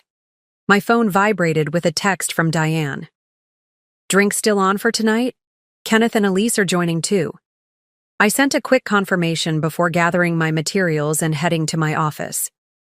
The small space, with its wall of windows overlooking the library's courtyard garden, had become a sanctuary of sorts, a place where I balanced my professional responsibilities with the creative projects that increasingly defined my personal life. The novel was progressing steadily, each chapter revealing new insights not just about my protagonist's journey, but about my own. Writing her story had become a form of meditation, a way to process my experiences through the protective lens of fiction. My therapist, Dr. Winters, had noted the parallel healing trajectories. As my character found her way forward, so did I. Fiction gives us distance to examine truths that might be too painful to confront directly, she'd observed during our last session. Your protagonist is both you and not you, allowing for perspective that can be hard to achieve when we're tangled in our own narratives. That perspective had proven invaluable, not just regarding my marriage to Blake, but in understanding larger patterns that had shaped my life long before he entered it. My tendency to prioritize harmony over authenticity, to shrink myself to fit others' expectations. These weren't traits Blake had created, but vulnerabilities he had exploited, sometimes unconsciously, sometimes with deliberate precision. Recognizing this distinction had been crucial to my healing. It allowed me to assume responsibility for my own patterns without taking blame for Blake's choices. It freed me from the binary thinking that had initially dominated my post-separation mindset, where either Blake was entirely villainous or our failed marriage was somehow my fault for not speaking up sooner, more clearly, more persistently. That reality, as always, contained more nuance. Blake had manipulated and betrayed me, yes, but I had also allowed myself to be diminished, had participated in the slow erosion of my own agency. We had co-created a dynamic that ultimately served neither of us well, though the harm it caused was undeniably asymmetrical. This understanding didn't excuse Blake's behavior, particularly his affair with Jessica, but it did illuminate how we had arrived at that breaking point, how the cracks in our foundation had formed long before the ultimate collapse. More importantly, it highlighted the patterns I needed to consciously avoid carrying into future relationships, romantic or otherwise. As I locked my office and headed out into the early winter evening, these reflections continued to unspool in my mind. The past year had been a masterclass in difficult wisdom, painful lessons that, while unwelcome, had ultimately shaped me into someone stronger, more self-aware, more intentional about the boundaries I established and maintained. The bar where I was meeting Diane, Kenneth, and Elise was a cozy downtown spot known for its craft cocktails and intimate atmosphere. Through the window, I could see them already seated at a corner table, heads bent in animated conversation. The sight filled me with a profound gratitude for these relationships I had reclaimed and deepened, for the support system that had carried me through my darkest moments and now celebrated my brightest ones.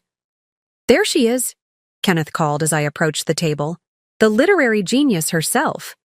I rolled my eyes at my brother's characterization but accepted the chair he pulled out for me. "Hardly a genius, just a librarian who writes on the side." "A published librarian who writes on the side," Diane corrected, sliding a cocktail menu toward me. "Don't downplay it, Ruby. That essay in the literary journal was significant." The publication she referred to, a personal essay about reclaiming one's voice after silence, had been accepted by a respected literary journal just 2 weeks earlier. My first official byline as a writer, the fulfillment of a dream I'd nearly abandoned during my marriage. The acceptance email had moved me to tears, not just for the validation it represented, but for the realization that I had finally given myself permission to prioritize this long-deferred passion. "It's just one essay," I demurred. Though secretly, I treasured the accomplishment. "It's a beginning," Elise said kindly. "And beginnings matter." They did indeed. As we ordered drinks and settled into comfortable conversation, I found myself reflecting on all the beginnings I'd embraced over the past year. The new apartment, the writing program, the rekindled friendships, the novel in progress, even the tentative dating experiences I'd recently allowed myself to explore, though nothing serious had yet emerged from these encounters. Each beginning had required courage, a willingness to step into uncertainty after the false security of my marriage. Each had demanded faith in my own resilience, my capacity to build something meaningful from the wreckage of what had been destroyed. And each had confirmed, in ways both subtle and profound, that I was far stronger than I had believed myself to be during those final years with Blake. "A toast," Kenneth proposed, raising his glass once our drinks arrived. To new chapters and the courage to write them ourselves. I'll drink to that, I agreed, clinking my glass against theirs. As the evening progressed, our conversation flowing, from serious topics to ridiculous jokes and back again, I realized that this moment of easy connection, of belonging fully to myself while also being genuinely present with others, was perhaps the most valuable wisdom I had gained from the entire painful journey. The understanding that authentic relationships don't require self-diminishment, but rather flourish in the soil of mutual respect and genuine seeing. It was a truth worth every difficult step that had led me here, every tear shed, every moment of doubt weathered. A truth I would carry forward into whatever chapters still awaited me, now that I had finally learned to hold the pen with confidence. 1 year to the day after Blake had brought Jessica to that fateful family dinner, I stood on the shore of Lake Michigan, watching the late afternoon sun cast golden light across the rippling water. The spring breeze carried the faint scent of awakening earth and new growth, a fitting metaphor for the journey I'd completed over the past 12 months. I hadn't planned this anniversary visit deliberately.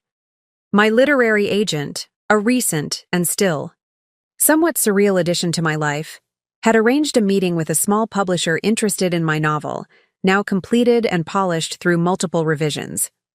The coincidence of the timing struck me only as I checked into my hotel, the date on the registration form triggering a cascade of memories.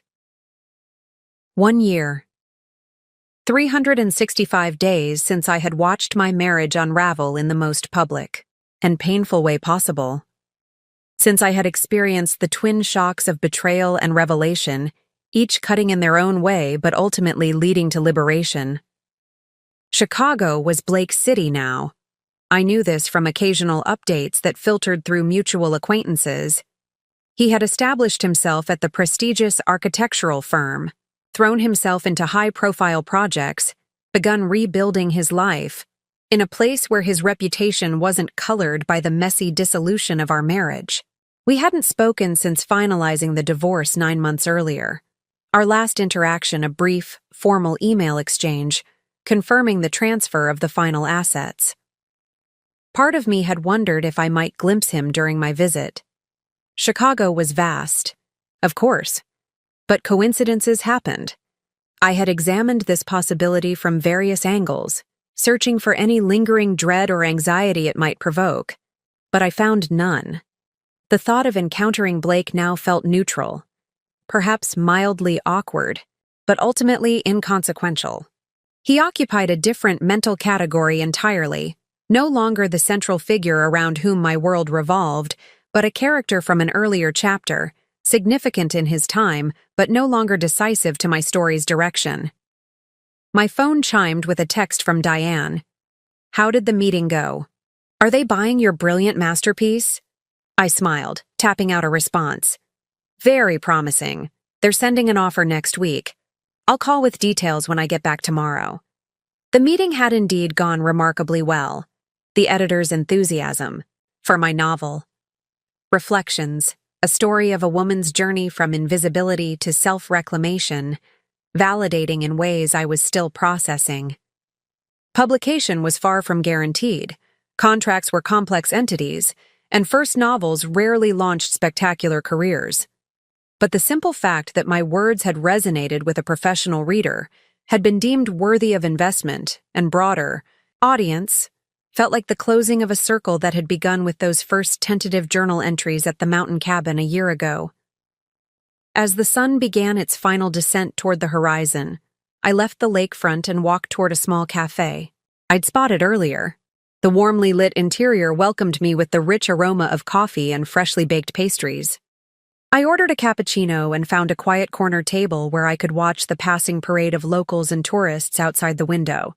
Opening my journal, a habit I had maintained religiously since my retreat, I found myself writing not about the promising meeting or potential book deal, but about the significance of this anniversary and all that had changed since that night.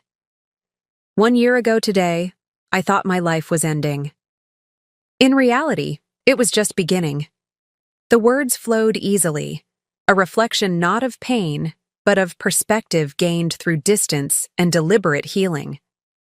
I wrote about the woman I had been then, already diminished by years of subtle erasure, then shattered by Blake's betrayal with Jessica.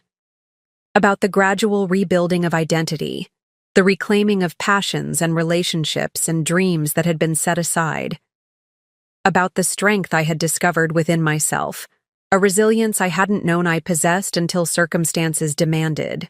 Yet I was so absorbed in my writing that I didn't immediately notice the woman who had entered the cafe and now stood hesitantly near my table. When I finally glanced up, recognition struck me with physical force. "Ruby," Jessica said softly, her expression a complex blend of surprise and uncertainty. "I thought that might be you." For a moment I simply stared, wondering if I had somehow conjured her through my reflections. But Jessica was undeniably real, standing before me in a tailored coat, her hair shorter than I remembered, her posture tense as she awaited my response. "Jessica?" I acknowledged, closing my journal and setting down my pen. "This is unexpected." "I'm attending a marketing conference," she explained quickly, gesturing vaguely toward downtown. "I saw you through the window and—" She trailed off, seemingly unsure how to complete the thought. An awkward silence stretched between us, laden with all that remained unspoken. The last time we had been alone together had been that brief encounter outside my lawyer's office. Her unexpected apology still hanging in the air between us, neither fully accepted nor rejected. "Would you like to sit?" I finally offered, surprising myself as much as her. "Just for a minute." Jessica hesitated, then nodded, slipping into the chair, across from me. Up close, I could see subtle changes in her, a new maturity in her eyes, a certain gravity that hadn't been there before. The year had clearly shaped her as well, if in different ways. "How are you?" she asked, her tone carefully neutral. "I'm good," I replied, finding that I meant it genuinely. "Really good, actually. I'm here meeting with a publisher about my novel." Jessica's eyes widened slightly. "You wrote a novel? That's amazing, Ruby.